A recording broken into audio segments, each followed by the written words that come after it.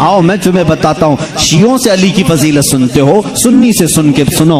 मौला अली करमल्लाहु वजहुल करीम को हम वो मानते हैं कि अली खुद ऐलान करते हैं, मैं उस वक्त तक दूसरा सजदा नहीं करता जब तक पहले सजदे में अपने रब के जलवे नहीं देखता। हम उस अली को तस्लीम करते हैं जो कहता है कि कुरान की पूरी तफसीर तो दूर की बात है, सूरह फातिहा की अगर मैं तफसीर लिखने बैठ जाऊं तो 70 ऊंटों को बोझल करना पड़ जाएगा। हम उस हैदर कर्रार को तस्लीम करते हैं जो जिब्राइल अमीन आकर उनके बारगाह में सवाल करते हैं, ए अली तुम कहते हो हर चीज का जवाब देते हो, हर चीज तुम्हें मालूम है, बताओ इस वक्त जिब्राइल कहाँ है? कौन पूछ रहा है? जिब्राइल पूछ रहे हैं। मौला अली ऊपर देखते हैं, दाएं बाएं नीचे देखा और मुस्कुरा कर कहा, मैंने देख लिया सब जगह जिब्राइल कहीं नहीं दिखते, और अगर वो कहीं नहीं है तो शायद सवाल करने वाला ही जिब्राइल है। मौला अली करमल्लाहु वजहुल करीम वो सहाबी हैं जिन्होंने जिब्राइल को अपने मजमे में पहचाना। हम सुन्नी इन बातों को तस्लीम करते हैं। और मेरे आका सल्लल्लाहु अलैहि वसल्लम ने बरमला ये ऐलान फरमाया था, मन कुन्तु मौला हो फहादा अलीयुन मौला, मैं जिस का आका हूँ अली उसका आका है। हमने जब नबी को कह दिया सबसे औला व आला हमारा नबी, जहां हम अपने नबी को आका समझते हैं, मेरे नबी के फरमान के मुताबिक मौला को भी, हम अली को भी अपना आका समझते हैं। हम सुन्नी अली करमल्लाहु वजहुल करीम की निस्बत ये समझते हैं हमारे सिलसिले उस वक्त तक खत्म नहीं होते जब तक अली की बात ना हो। लेकिन तुम्हारी तरह नहीं खटमलो, हम तुम्हारी तरह से अली की फजीलत नहीं बयान करते जो ये कहते हैं अली रब्बुल अरबाब है, अली खालिक अल्लाह है, मुआज़ अल्लाह रब्बिल आलमीन। हम वो बातें नहीं कहते जो तुम कहते हो कि नबूवत असल अली को मिलने वाली थी, अली सो रहे थे तो जिब्राइल भूल कर मोहम्मद को दे गए। हम वो फजीलत नहीं बयान करते। हम तो कहते हैं मौला अली करमल्लाहु वजहुल करीम को कि इन्हें जो कुछ भी फजीलत मिली है वो रसूलुल्लाह के शरफ से मिली है, मेरे आका की निस्बत से भी मिली है। अली अली इसलिए है कि जब पैदा हुए थे तो रसूलुल्लाह का लुआबे पाक पिया था। अली इसलिए अली हैं। अली की अपनी फजीलत उनकी साथी नहीं है, ये मेरे आका की अता की हुई है। रसूल करीम सल्लल्लाहु तआला अलैहि वसल्लम के लिए हैदर कर्रार उस वक्त खड़े हुए थे जब सारे मक्का वालों ने इनकार किया था, जब पूरे मजमे में हुजूर अकरम सल्लल्लाहु अलैहि वसल्लम ऐलान फरमा रहे थे, है कोई मेरे दीन की तकबीयत के लिए खड़ा होगा? मजमे में बड़े बड़े लोग थे, लेकिन 9 साल की उम्र में अली मुर्तदा खड़े होते हैं, कहते हैं ए मोहम्मद सल्लल्लाहु अलैहि वसल्लम, मैं मानता हूँ आप अल्लाह के रसूल हैं। यह पहला मुसलमान था जो पूरे मक्का में बरमला कहता है, ऐ नबी जो तुम आए हो दीन लेकर के वो सच्चा दीन है। मेरे नबी ने ये नहीं कहा 9 साल का बच्चा इतने बड़े दीन की कहां लेकर ये जिम्मेदारी चलेगा, नहीं, मेरे आका ने उसी दिन दुआ के लिए हाथ उठाया, ऐ मौला इस 9 साल बच्चे की टांगों में कुव्वत अता कर दे। उस कुव्वत का आलम ये है, अल्लाह अल्लाह, खैबर की जंग में चलो, हैदर कर्रार की शुजाअत देखो। खैबर की जंग हो रही है, यहूदियों का ऐसा किला जिस पर उन्हें नाज था कि पूरी दुनिया की सुपर पावर मिलकर के भी उनके किले को तोड़ नहीं सकती, मगर मेरे नबी तशरीफ ले गए हैं। किले का मुहासरा हो चुका था, जंग नहीं हो पा रही थी, यहूदी ऊपर से तीर फेंकते थे, सहाबा पीछे हट जाते थे। एक रात मेरे आका सल्लल्लाहु अलैहि वसल्लम सहाबा की इस पसपाई को देख करके ऐलान करते हैं, ए सहाबा आज सो जाओ, आज सो जाओ, कल सुबह होने दो, मैं ये झंडा उसके हाथ में दूंगा जिसको अल्लाह भी पसंद करता है, उसका नबी भी पसंद करता है। सहाबा कहते हैं हुजूर का इतना फरमाना था, नींद किसको आए, नींद किसको आए? मेरे आका के इस फरमान पर सारे सहाबा जागते रहे, पता नहीं सुबह झंडा किसके हाथ में होगा। मजमे में सुबह फजर के बाद सारे जमा थे, हुजूर सल्लल्लाहु अलैहि वसल्लम झंडा लेकर खड़े हैं कि आज का अलम, आज के खैबर का अलम उसके हाथ में दिया जाएगा जो अल्लाह और उसके रसूल को महबूब है। हुजूर ने सब जगह नजरें दौड़ाई, उसके बाद सहाबा कहते मेरा नाम होगा, मेरा नाम होगा। अचानक मेरे आका की जुबान से निकला, अली इब्ने अबी तालिब कहाँ है? उस वक्त वह मजमे में भी नहीं थे, मजमे में भी नहीं थे। कहा या रसूल अल्लाह सल्लल्लाहु अलैहि वसल्लम, कल रात बीमार हो गए, बुखार आया है, आंखें लाल हो गई हैं, आशूबे चश्म, आंखें बहने की बीमारी आती है, आशूबे चश्म आ गया है, आंखें लाल हो गई हैं, आंखें बहुत ज्यादा दुख रही हैं, इसलिए सोए हैं। कहा जाओ उठा लाओ। جاؤ اٹھا لاؤ. اٹھ کر کے آئے, اسی حالت میں آئے, بخار زدہ بدن ہے, آنکھیں تپ رہی ہیں اور آنکھوں سے پانی روا ہے. میرے آقا صلی اللہ علیہ وسلم نے وہ علم حیدر کرار کے ہاتھ میں دیا, کہا علی جاؤ, آج کی فتح اللہ نے تمہارے نام لکھی ہے. کسی صحابی نے یہ نہیں کہا اتنی بڑی جنگ کا علم بیمار کے ہاتھ میں دیا, آشوب چشم کے ہاتھ میں دیا, نہیں. صحابہ کا یہ یقین تھا جس کے ہاتھ میں میرے آقا پرچم پکڑائیں پوری دنیا الٹ پلٹ ہو جائے گی, فتح اس کے قدموں میں ہی ہوگی. دیکھا بھی صحابہ نے, حضرت علی کرم اللہ وجہ الکریم اس دن بیمار تھے. اللہ اللہ, بیمار کا حال جب یہ ہے تو پھر صحت کا حال کیا ہوگا. حیدر کرار للکارتے ہوئے خیبر کے یہودیوں کو پکار رہے ہیں, آ جاؤ, جس کی ماں نے جنم دیا ہے وہ میرے سامنے آئے. اس وقت ایک مرحب نامی بڑا یہودی تھا جس کو ناز تھا کہ وہ 1000 سے اکیلا لڑ سکتا ہے, اکیلا لڑ سکتا ہے. وہ گرجتے ہوئے آیا, ہے کوئی آج مسلمانوں میں جو میرے مقابلے میں آئے؟ حضرت علی کرم اللہ وجہ الکریم نے ایک ہی جواب دیا, پورا شعر مجھے یاد نہیں, کہا انا الذی سماک حیدرا, اے آدمی تو میرے سامنے آیا ہے, آجا, میری ماں نے میرا نام حیدر رکھا ہے. حیدر کسے کہتے ہیں تفصیل میں جاؤں گا, عربی کی خصوصیت پر بڑی لمبی بحث ہو جائے گی. عربی میں صرف شیر کے لیے 1000 لفظ آتے ہیں. شیر کے لیے اسد بھی کہتے ہیں, غضنفر بھی کہتے ہیں. شیر کو جو ہے جیسے انگلش میں لائن ہے, ٹائگر ہے, تھوڑی سی تقسیم کے بعد عربی میں شیر کو اسد بھی کہتے ہیں, غضنفر بھی کہتے ہیں, عباس بھی کہتے ہیں, حیدر بھی کہتے ہیں, کئی نام آتے ہیں. لیکن شیر سب ایک ہی طرح کے نہیں ہوتے ہیں. شیر سب ایک ہی طرح کے نہیں ہوتے. حیدر اس شیر کو کہتے ہیں جو بار بار پلٹ کر کے حملہ کرتا, کبھی ہار نہیں مانتا, پچھاڑتا. وہ حیدر کرار علی کرم اللہ وجہ الکریم اس مرحب کے پاس آئے اور اس جنگ کا پانسا اسی وقت پلٹا.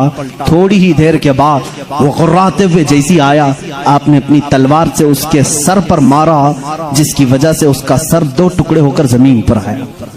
مرحب, وہ یہودیوں کا رئیس سردار, چند سانحات میں, چند لمحات میں زمین پر آیا. اس وقت پورے مسلمانوں نے نعرہ تکبیر بلند کی تھی. سب سے پہلا جو قتل بدر میں بھی ہوا تھا وہ حیدر کرار نے ہی فرمایا تھا. علی کرم اللہ وجہ الکریم نے وہاں پر عبد ود کو مارا تھا. اور ہر جنگ میں میرے آقا صلی اللہ علیہ وسلم اپنا نائب بنا کر کے جسے بھیجتے ہیں. ہم سنی اس فضیلت کے قائل ہیں, ہم اس فضیلت کے قائل ہیں.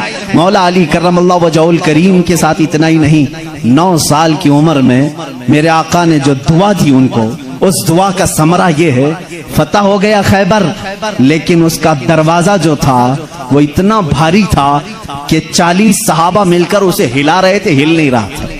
40 صحابہ. میں سمجھتا ہوں اس وقت کے صحابی کی ایک طاقت, ایک صحابی کی طاقت آج کے 100 باڈی بلڈر کی طاقت ہوگی. آج کے جو 100 باڈی بلڈر, ایک کچے باڈی بلڈر نہیں, جو اچھے باڈی بلڈر ہیں, ان کی 100 جوانوں کی طاقت کے برابر ایک صحابی کی طاقت ہوگی. اس زمانے کے 40 صحابہ خیبر کے پھاٹک کو ہلا رہے تھے, نہیں ہل رہا تھا. سبوں نے پھر یہی کہا, علی کو بلاؤ, علی کو بلاؤ. صحابہ نے حضرت علی کو بلایا. بخار زدہ ہے, آشوب چشم ہے, مرحب کو ابھی مار کر کے آیا ہے. صحابہ نے کہا پھاٹک ہلتا نہیں. حضرت علی کرم اللہ وجہ الکریم ایک ہاتھ میں علم پکڑے ہوئے تھے, ایک ہاتھ میں پرچم ہے, دوسرے ہاتھ سے آپ نے اس پھاٹک کو, اس دروازے کو دھکا دیا. صحابہ کہتے ہیں ہم نے دیکھا غیبی طاقت پتہ نہیں علی کے اندر کہاں سے آئی تھی, وہ ایک ہاتھ سے ہلا اور تقریباً 40 گز دور جا کر کے گرا. وہ حیدر کرار کی طاقت ہے. خیبر کے اس قلعے کو فتح کرنے میں یہ صحرا علی کے نام پر جاتا ہے. اسی لیے آج بھی ہم کہتے ہیں فاتح خیبر حیدر کرار. سنی اس فضیلت کے قائل ہیں. ہم تو کہتے ہیں لا فتح الا علی, لا سیف الا ذوالفقار, قوت پروردگار, قوت یزدان, شیر یزدان, قوت پروردگار, لا فتح الا علی, لا سیف الا ذوالفقار. یعنی ہم اس علی کو مانتے ہیں جس کے پاس قوت تھی تو وہ اللہ کی دی ہوئی قوت تھی. اگر نوجوان کا ذکر آئے کبھی تو ہم جوان کس کو کہتے ہیں, صرف اچھل کود کرنے والے کو نہیں. حقیقت میں عربی میں جوان کہتے ہیں علی جیسا ہو. حقیقت میں جوان کا لفظ فٹ بیٹھتا ہے کس پر, حیدر کرار پر. جانتے ہو اس وقت عمر کیا تھی ہوگی ان کی, عمر کیا تھی؟ نوجوانوں کو اپنی جھولی میں جھانکنا چاہیے، میرے لیے بھی، سب کے لیے بھی۔ علی کرم اللہ وجہہ الکریم کی عمر اس وقت صرف 26 سال کی تھی۔ حیدر کرار کا وہ مقام دیکھو جہاں قوت اور طاقت اس مقام کو پہنچی ہوئی ہے۔ نوجوانوں، کبھی اس علی سے پوچھا آپ نے یہ طاقت آئی کہاں سے آپ کو؟ یہ قوت کیسے آئی؟ یہ وہ نہیں ہے جو جیم میں بنائی ہوئی باڈی تھی۔ وہ علی ابن طالب کاجو بادام اور مہنگی غذائیں کھا کر کے بنائی ہوئی جسم کے مالک نہیں تھے۔ علی تو وہ تھے جو دن بھر باغیچے میں کام کرتے تھے اور شام کو 2 درہم تنخواہ لاتے تھے، 2 درہم تنخواہ لاتے تھے۔ مولا علی کرم اللہ وجہہ الکریم کے گھر میں ایک بار سیدہ کائنات فاطمہ الزہرا رضی اللہ تعالیٰ عنہا کی کنیز سیدہ فضہ نے منت مانگ لی تھی، بچے بیمار ہیں، صحیح ہو جائیں گے تو ہم سب مل کر کے روزہ رکھیں۔ 3 روزے رکھنے کی منت مانگی تھی، بچے صحیح ہو گئے، حسنین کریمین صحیح ہو گئے، تو اب منت پوری کرنی تھی، روزہ رکھے۔ روزے میں افطار کیا کریں؟ حضرت علی رضی اللہ تعالیٰ عنہ آٹا لے کر کے آئے، 5 روٹیاں بنی۔ کتنی؟ 5۔ گھر میں بھی 5 ہی لوگ تھے، حضرت علی، حضرت فاطمہ، حسنین کریمین اور فضہ کنیز۔ 5 روٹیاں بنی، لیکن افطاری کے لیے بیٹھے تھے، اسی وقت ایک باہر سے کسی فقیر نے آواز دی، مسکین ہوں، مجھے کوئی کھلا دے۔ سیدہ کائنات نے وہ 5 روٹیاں جھولی میں ڈال دی، پانی پی کر کے افطار کیا، پانی پی کر کے افطار کیا۔ منت کا اور بھی ایک روزہ تھا، 2 روزے اور تھے، دوسرے دن روزہ رکھے۔ روزے کے عالم میں حضرت علی رضی اللہ تعالیٰ عنہ پھر کام کے لیے چلے گئے باغیچے میں، 2 درہم لے کر کے پھر آٹا لے کر کے آئے۔ آج دفترخان پر دوسرے دن کا روزہ کیا ہوتا ہوگا؟ یہاں پہلے دن کے روزے میں چکر آتے ہیں، دوسرے دن کے روزے پر دسترخوان پہ پھر 5 ہی روٹیاں تھیں۔ ایک یتیم بچہ آ کر کھڑا ہو گیا، کہا اہل بیت کا گھرانہ ہے، کوئی مجھے کھلا سکتا ہے؟ سیدہ کائنات نے پوری 5 روٹیاں دی تھی، ایک دے دیتے، 4 رکھ لیتے، پوری دے دی، پانی پی کر کے روزہ رکھے۔ تیسرا بھی روزہ تھا، تیسرے دن بھی کام کرنے کے لیے، تیسرے دن بھی آئے اور پھر 5 روٹیاں بنی۔ آج افطار کے لیے بیٹھے تھے تو جیل سے چھوٹا ہوا ایک قیدی آ گیا۔ پہلے دن مسکین آیا، دوسرے دن یتیم آیا، تیسرے دن ایک قیدی آیا، کہا بڑے دن ہو گئے اچھا کھانا کھا کر کے، میں کہیں اور کیوں جاؤں، میں نے سوچا علی کے گھر جاؤں، یہاں سے کچھ تو مل ہی جائے گا۔ 5 روٹیاں پھر اٹھا کے دے دی۔ 3 دن روزہ بھی اور افطار بھی نہیں، کیا حالت ہوگی؟ حیدر کرار کی طاقت کو تم محسوس نہیں کر سکتے۔ سیم وہی چیز جو عثمان غنی کی دولت نہیں سمجھ سکتے، اسی طرح حیدر کرار کی طاقت بھی سمجھ میں نہیں آئے گی۔ ان کا کیلکولیشن نہیں ہو پائے گا مال کا، اور ان کو تولنے والا کوئی وزن نہیں ہو سکے گا۔ حیدر کرار کی طاقت کیا تھی؟ میں سمجھتا ہوں کوئی وزن ان کو تول نہیں سکے گا۔ اس دن بھی بغیر افطار کیے پانی پر تھے، لیکن پیٹ سے لگ گیا ہے۔ بچے کنارے بیٹھے ہیں، رسول کریم صلی اللہ تعالی علیہ وسلم گھر میں آئے، بات کرنے کی سکت نہیں تھی۔ حضور نے پوچھا یہ کیا حال ہے؟ حضور اکرم صلی اللہ علیہ وسلم ابھی پوچھ رہے تھے، جبرائیل آیت لے کر آ گئے، یطعمون الطعام علی حبہ مسکینا و یتیما و اسیرا۔ اے رسول، یہ وہ گھرانہ ہے جو اللہ کی محبت میں کبھی مسکین کو کھلاتا ہے، کبھی یتیم کو کھلاتا ہے اور کبھی قیدی کو کھلاتا ہے، اور اللہ ان کا امتحان لے رہا تھا۔ اے رسول، جنت سے ان کے لیے دسترخوان بھیجا گیا ہے، خانے نعمت ان کے گھر میں اترا، جنت سے کھانا آیا۔ کھانا کھانے کے بعد جانتے ہو جبرائیل امین نے بتایا، یا رسول اللہ صلی اللہ علیہ وسلم کہہ دیں مبارک ہو علی، مبارک ہو فاطمہ، وہ مسکین آیا، ایک دن یتیم آیا، ایک دن قیدی آیا، وہ کوئی یتیم، کوئی مسکین، کوئی قیدی نہیں تھا، وہ تو اللہ کے فرشتے تھے جو اہل بیت کا امتحان لے رہے تھے۔ اہل بیت امتحان میں کامیاب ہو گئے۔ علی کرم اللہ وجہہ الکریم کا حال وہ ہے۔ میں نے ایک واقعہ پڑھا تھا، حضرت عثمان غنی نے ایک دن دعوت کی تھی حضور صلی اللہ علیہ وسلم کی۔ یہ میں نے اپنے عربی احادیث میں نہیں پڑھا، اردو کی کتابوں میں ملتا ہے۔ میں اس روایت کی تصحیح اور تضعیف سے بحث نہیں کرتا، لیکن بات پتے کی ہے۔ حضرت عثمان غنی رضی اللہ تعالیٰ نے حضور کو بلایا اپنے گھر صحابہ کے ساتھ کھانے کے لیے۔ لیکن پیچھے چلتے چلتے حضرت عثمان غنی حضور صلی اللہ علیہ وسلم کے قدم گنتے جا رہے تھے، قدم گنتے جا رہے تھے. تو حضور صلی اللہ علیہ وسلم جب گھر کے قریب پہنچے تو پوچھا عثمان میرے گھر تک قدم کیوں گنتے آئے؟ کہا یا رسول اللہ صلی اللہ علیہ وسلم عثمان کی یہ خواہش ہے کہ آج آپ میرے گھر تشریف لائیں، جتنے قدم میرے گھر تک آپ کے پڑے ہر قدم کے بدلے ایک غلام آزاد کروں. اس زمانے میں ایک غلام کو آزاد کرنا، پھر میں بتاؤں اس زمانے کے 1,00,000 روپے دینے کے برابر ہے. اس زمانے کے 1,00,000 دینے کے برابر ہے. قدم کتنے پڑے ہوں گے؟ اتنے غلام حضرت عثمان غنی نے آزاد کر دیے. حضور کی شان سے ضیافت کی. یہ حضرت علی بھی اس دعوت میں تھے. گھر آئے تو آپ غمگین تھے. غمگین کیوں نہ ہو، نیکیوں میں سبقت حاصل کرنے کا جذبہ ہر ایک کو ہونا چاہیے. کاش میرے پاس مال ہوتا تو میں بھی ایسی دعوت کرتا.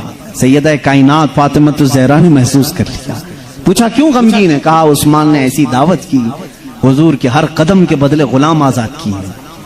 حضرت فاطمہ نے کہا جائیں آپ بھی دعوت دیں.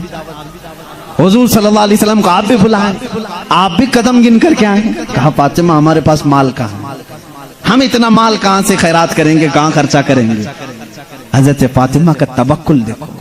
کہتی ہیں اے علی ہم بڑے نہیں تو کیا ہوا، ہمارا اللہ بہت بڑا ہے، اللہ بہت بڑا ہے، انتظام کرے گا رب تعالیٰ. حضرت علی نے یہ بھی نہیں کہا عورت کی بات سن کر کہ کہاں جائیں، وہ دختر رسول تھی. یقین کیا اور گئے. آقا کل وہاں گئے تھے، آج ہمارے یہاں آ.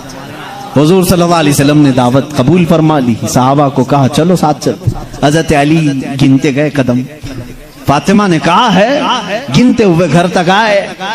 حضرت علی رضی اللہ تعالیٰ عنہ جب گھر پر پہنچے تو حضرت فاطمہ سے پوچھا کیا بنایا ہے؟ کہا چھوٹا سا ہانڈی میں جو کچھ بھی ہے بنا لیا. حضور اکرم صلی اللہ تعالیٰ علیہ وسلم کی بارگاہ میں کھانا پیش کیا گیا. جو تھا صحابہ کھاتے رہے. اس دسترخوان پر جتنے صحابہ آئے سب کھائے، اس ہانڈی کا کھانا ختم ہی نہیں ہوتا. میرے آقا صلی اللہ تعالیٰ علیہ وسلم مسکرانے لگے. اے صحابہ جانتے ہو اس ہنڈیا میں جو آج تم نے کھایا ہے یہ جنت کا خوان ہے. فاطمہ کی خواہش پر رب ذوالجلال نے نعمت جنت اتاری ہے. بات اتنی سنی حضرت علی کرم اللہ وجہ الکریم خوش ہو گئے. فاطمہ تیری بات پر اللہ نے ہماری لاج رکھ لی. دعوت شاندار ہوئی لیکن قدم میں نے گنے اتنے اتنے ہو گئے ہیں، غلام کہاں آزاد کریں. حضرت فاطمہ نے مصلی بچھایا اور سجدے میں چلی گئی. اے مولا تو نے میری لاج رکھ لی، میں نے تیرے رسول کی ضیافت کی. میرے شوہر نامدار علی کا دل رکھ لے. ان کی خواہش تھی کہ ہر قدم رسول پر ایک غلام آزاد کریں. حیثیت نہیں ہے میرے مولا. وہ دعا کرتی رہی. تھوڑی دیر کے بعد حضور صلی اللہ علیہ وسلم نے باہر سے طلب کیا علی کہاں ہیں، فاطمہ کہاں ہیں؟ اندر سے آئے صحابہ تھے. حضور صلی اللہ علیہ وسلم مسکرانے لگے. کہا جبرائیل آئے تھے ابھی مجھے یہ سلام سنا کر کے کہا ہے رب تعالیٰ فرماتا ہے بشارت دے دو جا کر رسول کو. فاطمہ نے دعا کیا، علی نے رسول کے قدم گنے. اللہ نے حضور کے ہر قدم کے بدلے ایک ایک جہنمی کو آزاد کر دیا ہے. عثمان غنی نے دنیا کے غلام آزاد کیے تھے، مولا نے علی کا دل رکھنے کے لیے جہنمیوں کو آزاد کیا ہے. ہم اس علی کی فضیلت کو مانتے ہیں جس کا دل رکھنے کے لیے مولا جہنم سے غلاموں کو آزاد کر دے. حیدر کرار کا گھر معمولی گھر نہیں ہے. جس گھر میں حضرت علی رہتے تھے جانتے ہیں حضور صلی اللہ علیہ وسلم پر وہی کہاں کہاں اترتی تھی. جنگ میں ہیں جبرائیل آ جاتے تھے، پہاڑ پر ہیں جبرائیل آ جاتے تھے، مسجد نبوی میں ہیں جبرائیل آ جاتے تھے، وہی لے کر آتے تھے، آیتیں لے کر کے آتے تھے. ان کے لیے وقت کبھی رات میں آئے بستر عائشہ پر ہیں، آ گئے جبرائیل امین آیتیں لے کر کے. حضور مسجد نبوی پہ مصلی پہ ہیں، آیتیں آ گئی. نماز کی حالت میں ہیں، آیتیں آ گئی. جبرائیل امین کا کام ہی تھا آیتیں لے کر کے آنا. جبرائیل امین کا کام ہی تھا آیتیں لے کر کے آنا. 23 سال تک پتہ نہیں کتنی مرتبہ جبرائیل آئے. لیکن ایک ایکسپشن آپ کو میں یہ بھی بتا دوں، حضور سید الانبیاء صلی اللہ علیہ وسلم جہاں بھی ہیں جبرائیل وقت ہوا اللہ کا حکم ہوا قرآن کی آیتیں لے کر کے آئے. لیکن اس وقت جب رسول کریم صلی اللہ علیہ وسلم فاطمہ کے گھر میں ہوتے اگر اپنی بیٹی کے گھر میں ہوتے، حیدر کرار کے گھر میں ہوتے، اور اگر آیتیں لانی ہوتی جو جبرائیل جنگوں میں آئے، پہاڑوں پہ آئے، مسجدوں میں آئے، مسلح پہ آئے، فاطمہ کے گھر کی چوکھٹ پر کھڑے ہو جاتے تھے اور اندر سے آواز لگاتے، یا رسول اللہ اپنی دختر سے کہہ دیں، پوچھ لیں جبرائیل کو اگر آنے کی اجازت ہو تو آ جائے، آیتیں لے کر کے آئے۔ اسی لیے برادر اعلیٰ حضرت فاضل بریلوی امام زمن نے کہا ہے، بے اجازت ان کے گھر میں جبرائیل آتے نہیں، بے اجازت ان کے گھر میں جبرائیل آتے نہیں۔ قدر والے جانتے ہیں عز و شان اہل بیت، ہم تو جانتے ہیں اہل بیت کسے کہتے ہیں،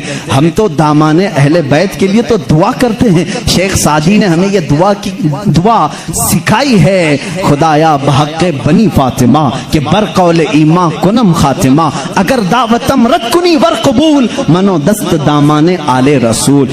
آج بھی معلوم ہے آپ کو ایک دعا حضور تاج الشریعہ رحمت اللہ تعالی علیہ اپنے شہزادے کو لکھوا کر کے گئے، اور وہ دعا آج سب کو دی بھی گئی ہے، نہیں دی گئی ہے تو جماعت رضا مصطفیٰ کے جو متحرک اراکین دھارواڑ میں بھی تھے، انہوں نے پمفلٹ بانٹ کر کے سب کو شائع کیا۔ سنی کون ہوتے ہیں وہ سنو پہلے، ہمیں تم تانا دیتے ہو کہ اہل بیت سے محبت نہیں کرتے، آؤ ہمارے گھر کی چوکھٹ پر آج بھی لکھا ہوا ہے، لی خمسۃ اطفی بہا حر الوباء الحاتمہ، لی خمسۃ اطفی بہا حر الوباء الحاتمہ، المصطفیٰ والمرتضی وابناہما والفاطمہ۔ یہ عربی کا شعر ہے جس کا ترجمہ میں بتاتا ہوں۔ کرونا وائرس پھیلا ہے، کرونا وائرس پھیلا ہے، لوگ پریشان ہیں، لیکن بریلی کی سرزمین سے جو وظیفہ دیا جا رہا ہے، یہ وظیفہ کہ چوکھٹوں پر لگا لو اے سنی مسلمانوں، لی خمسۃ اطفی بہا حر الوباء الحاتمہ، میرے پاس 5 طاقتیں ہیں۔ اس شعر کا مطلب کیا ہے؟ میرے پاس 5 طاقتیں ہیں جن طاقتوں سے میں ہر دنیا کی بری گرمی اور وبا کو دور کروں گا، ہر برائی کو میں دور کروں گا۔ وہ 5 طاقتیں کیا ہیں؟ المصطفیٰ والمرتضی وابناہما والفاطمہ، ایک نبی کریم کی ذات ہے، دوسرے حیدر کرار کی ذات ہے، تیسرے اور چوتھے ان کے شہزادوں کی ذات ہے، اور 5ویں نمبر پر فاطمہ کی ذات ہے۔ ہم ہیں جو پنجتین پاک کو مانتے بھی ہیں، ہاں یہ جو چاہتے ہیں ویسی محبت ہم نہیں کر پائیں گے۔ تم اگر کہو گے کالی پٹیاں باندھنا پڑے گا، کالے کپڑے پہننا پڑے گا، زنجیر مارنا پڑے گا، تلوار سے کوٹنا پڑے گا، ماتھا پیٹنا پڑے گا، ہم ایسی محبت نہیں۔ ہم سر عام غم حسین کا نیلام نہیں کرتے، ہم زندہ جاوید کا ماتم نہیں کرتے۔ ارے ماتم وہ کرے جو حسین کو مردہ سمجھے، ہم تو قرآن کی آیتوں سے حسین کو اپنے مجمع میں زندہ سمجھتے ہیں، ہم زندہ سمجھتے ہیں۔ ہم علی کے گھرانے سے جو محبت کرتے ہیں اس پر ذرا برابر بھی کوئی تانا نہ مارے۔ اور ایک بات یاد رکھیں اے سنیو، کبھی کوئی تمہیں تانا مارے تو سرٹیفکیٹ دینے والا یہ ہوتا کون ہے؟ ہمیں اہل بیت کی محبت کی سرٹیفکیٹ ان سے کیا چاہیے جن کے خد و خال صحیح نہیں، جن کے اعمال صحیح نہیں۔ ارے یہ وہ لوگ آج ہم سے پوچھ رہے ہیں حسین کی محبت میں تم جلوس کیوں نہیں نکالتے، محرم کے پنجے کیوں نہیں اٹھاتے؟ تم ہم سے محبت پوچھو گے، تم اپنی آخرت کی فکر کرو، تمہیں پیشاب کرنے کا سلیقہ نہیں معلوم، تم اہل بیت کی محبت کی سند ہم سے پوچھ رہے ہو۔ ہم اہل بیت کی محبت کرتے ہیں لیکن تماشا نہیں کرتے، ہم صرف محبت اس لیے کرتے ہیں کہ قیامت کے دن ہم کو سرٹیفکیٹ تم سے نہیں، شہید کربلا سے چاہیے، حسین سے چاہیے، علی کے گھرانے سے چاہیے۔ چلو دیکھیں گے قیامت کے دن حسین اعظم کے ساتھ وہ کھڑے ہوں گے کہ ہم کھڑے ہوں گے۔ ہمارا یقین ہے ہم نے مشن حسین کو ختم نہیں کیا ہے، حیدر کرار کی زندگی کو ختم نہیں کیا ہے، اس نسبت کو لے کر کے آج تک چل رہے ہیں۔ قادری سلسلے میں بیعت ہونے والے جاؤ اپنا شجرہ پڑھ کر کے دیکھ لو، رسول تک اسی وقت پہنچتے ہو جب حیدر کرار کا نام لیتے ہو۔ سہروردی سلسلے میں بیعت ہونے والوں جاؤ اتنا شجرہ پڑھ کر کے دیکھو، تمہارا سلسلہ حیدر کرار سے ہو کر کے ہی حضور تک پہنچتا ہے۔ اور جتنے سلاسل ہیں، سلسلہ اشرفیہ میں بیعت ہونے والوں، سلسلہ برکاتیہ میں بیعت ہونے والوں، سلسلہ نظامیہ میں بیعت ہونے والوں، ہم سنیوں کا کوئی سلسلہ مدینے تک اس وقت نہیں پہنچتا جب تک باب العلم علی سے ہو کر نہیں پہنچتا۔ اس لیے کہ میرے آقا نے فرمایا بھی ہے انا مدینۃ العلم وعلی بابھا، میں علم کا شہر ہوں اور علی اس کا، سب سنیوں کو معلوم ہے، بتانے کی ضرورت بھی نہیں، علی اس کا، بھلا دروازہ چھوڑ کر کوئی رسول کے شہر میں داخل کیسے ہوگا؟ داخل کیسے ہوگا؟ دروازہ چھوڑ کے کہاں سے آئے گا؟ اوپر سے آئے گا، نیچے سے آئے گا، دروازے سے جائے گا۔ ہم علی کو دروازہ شہر رسول کہتے ہیں۔ اے لوگو تم تانا کیا دو گے ہم کو؟ علی اکرم اللہ وجہہ الکریم کی ہم اس فضیلت کے قائل ہیں جس میں آپ کہتے ہیں کہ جو بھی حضور کے پاس آئے گا اسے 2 بار میرے پاس آنا پڑے گا۔ حضرت علی نے دعویٰ کیا تھا نبی کی زندگی میں ہی، جو نبی کے پاس 1 بار آئے وہ میرے پاس 2 بار آئے گا۔ نبی کے پاس 1 بار آئے، میرے پاس 2 بار آئے۔ کچھ لوگ جا کر شکایت کیے، علی تو ایسا کہہ رہے ہیں، اس سے لگ رہا ہے نبی سے بڑھ کر کی فضیلت ہو گئی۔ حضور نے بلایا، علی تم نے ایسا کہا؟ کہا یا رسول اللہ بے ادبی کے لیے نہیں، بڑا بننے کے لیے نہیں، آپ کے فرمان ہی کے مطابق۔ آپ نے فرمایا میں مدینہ ہوں، علم کا، میں شہر ہوں اور علی اس کا دروازہ۔ جب بھی آپ کے پاس کوئی آئے گا دروازے سے 1 بار آئے گا اور پھر واپس دروازے سے جائے گا، آئے گا دروازے سے، جائے گا دروازے سے۔ اسی لیے ہم کہتے ہیں ایمان علی سے ہو کے جائے گا، اور نکلنا ہو تو علی سے بھی نکل جائے گا۔ جس کو نکلنا ہے وہ علی کو چھوڑے تو نکل جائے گا، دروازے سے باہر چلا جائے گا۔ ہم اس فضیلت کے قائل ہیں۔ حیدر کرار کی محبت ہمارے لیے ایمان کا درجہ رکھتی ہے، ایمان کا درجہ رکھتی ہے، کیونکہ میرے آقا صلی اللہ علیہ وسلم نے فرمایا جو آل محمد کی محبت میں مرا اسے شہادت کی موت ہے۔ سنی اہل بیت سے محبت کرتے ہیں کتنے؟ علی کرم اللہ وجہہ الکریم کی ذات کو میں پورا بیان نہیں کر سکا۔ یہ وہ نوجوان ہیں جو 9 سال کی عمر میں اسلام کا علم اٹھانے کی تیاری میں ہیں۔ 9 سال کے بچے آج ہمارے کہاں ہیں؟ پوچھو۔ آج میں دعوت دیتا ہوں، کتنے نوجوان کھڑے ہوں گے ناموس رسالت کے لیے، میرے آقا صلی اللہ تعالیٰ علیہ وسلم کی عظمت کے لیے؟ تو یہاں پر بہت سارے وہ ہوں گے جو بغل جھانک رہے ہیں۔ میرے مجمع کی بات نہیں کر رہا ہوں، زمانے کی بات کر رہا ہوں۔ میرا مجمع تو الحمدللہ اللہ نے چن کر کے بھیجا ہے، اس لیے کہ جس کے پیٹ میں درد ہوتا ہے وہ کبھی میرے مجمع میں آتا بھی نہیں ہے۔ مجھے اس چیز کا کوئی سروکار بھی نہیں، میں کبھی ان لوگوں سے الجھتا بھی نہیں۔ بہت سارے لوگ ہیں جن کو تکلیف ہے، میں ان سے الجھتا نہیں، اس لیے کہ ہماری نسبتیں بہت بڑوں سے ہیں، ہماری نسبتیں بہت بڑوں سے ہیں۔ اور اگر آج ہی مجھے کوئی ہمارا بچہ کہہ رہا تھا فلاں ایسے آپ کو گالی دے رہا ہے، فلاں ایسے، ہزاروں محبت کرنے والے ایک نظر کا ٹیکا تو ہونا ہی چاہیے، کوئی تکلیف کی بات نہیں، پورے سارے محبت کریں۔ ایسا تو اللہ نے اپنے نبی کے ساتھ نہیں کیا، اپنے نبی کے ساتھ نہیں کیا۔ ایک بار حضرت یحییٰ نبی ہیں، دعا کیا انہوں نے، اے اللہ سب نبیوں کو تو نے کچھ نہ کچھ عطا کیا، میرے لیے عطا کر کہ کوئی بھی مجھے برا کہنے والا نہ ہو۔ حضرت یحییٰ نے یہ دعا کی، جانتے ہیں جواب میں اللہ نے کیا فرمایا؟ اے یحییٰ جو چیز میں نے خود اپنے لیے نہیں رکھی، جو چیز خود میں نے اپنے لیے نہیں رکھی وہ تجھے کیسے دوں؟ اللہ تعالیٰ کو بھی گالیاں دینے والے موجود ہیں کہ نہیں؟ اللہ کے شان میں برے کلمات کہنے والے آج بہت سارے ہیں۔ تو یہ بات سمجھ کر کے چلو، آج بہت ساروں کو کوسنے والے ہیں۔ یہاں پر حضرت علی کی بات آئی ہے، ابھی آخری دن ہے، میں بڑی معذرت کے ساتھ ملا باڑے والے اب سنبھال لوں، اس لیے کہ کربلا ہونے والا ہے 2 دن کے بعد، تھوڑا سا وقت لگے گا۔ حیدر کرار رضی اللہ تعالیٰ ان کی ذات کو لے کر اور حضرت امیر معاویہ کی ذات کو لے کر ٹکراتے ہیں اور سنیوں کے عقیدے کو خراب کرنے کی کوشش کرتے ہیں، سنیوں کے عقیدوں کو خراب کرنے کی کوشش کرتے ہیں۔ ایک طرف حضرت علی اور حضرت معاویہ، جنگیں ہوئی ہیں ان کے درمیان، لیکن وہ اجتہادی خطائیں تھیں، اس وقت جو حالات تھے اس کی وجہ سے ہو گئی آپس میں، لیکن دونوں صحابی رسول ہیں۔ سنی یہ مانتا ہے کہ دونوں صحابی رسول ہیں۔ حضرت امیر معاویہ کی شان میں بھی کہو گے تو ایمان ہاتھ سے جائے گا، کیونکہ ان کے لیے بھی حدیثیں آئی ہیں۔ اور حضرت علی کرم اللہ وجہہ الکریم وہ تو داماد رسول ہیں، رسول کریم صلی اللہ تعالیٰ علیہ وسلم کے جانثار صحابہ اس وقت کھڑے ہوئے ہیں جب کوئی نہیں تھا۔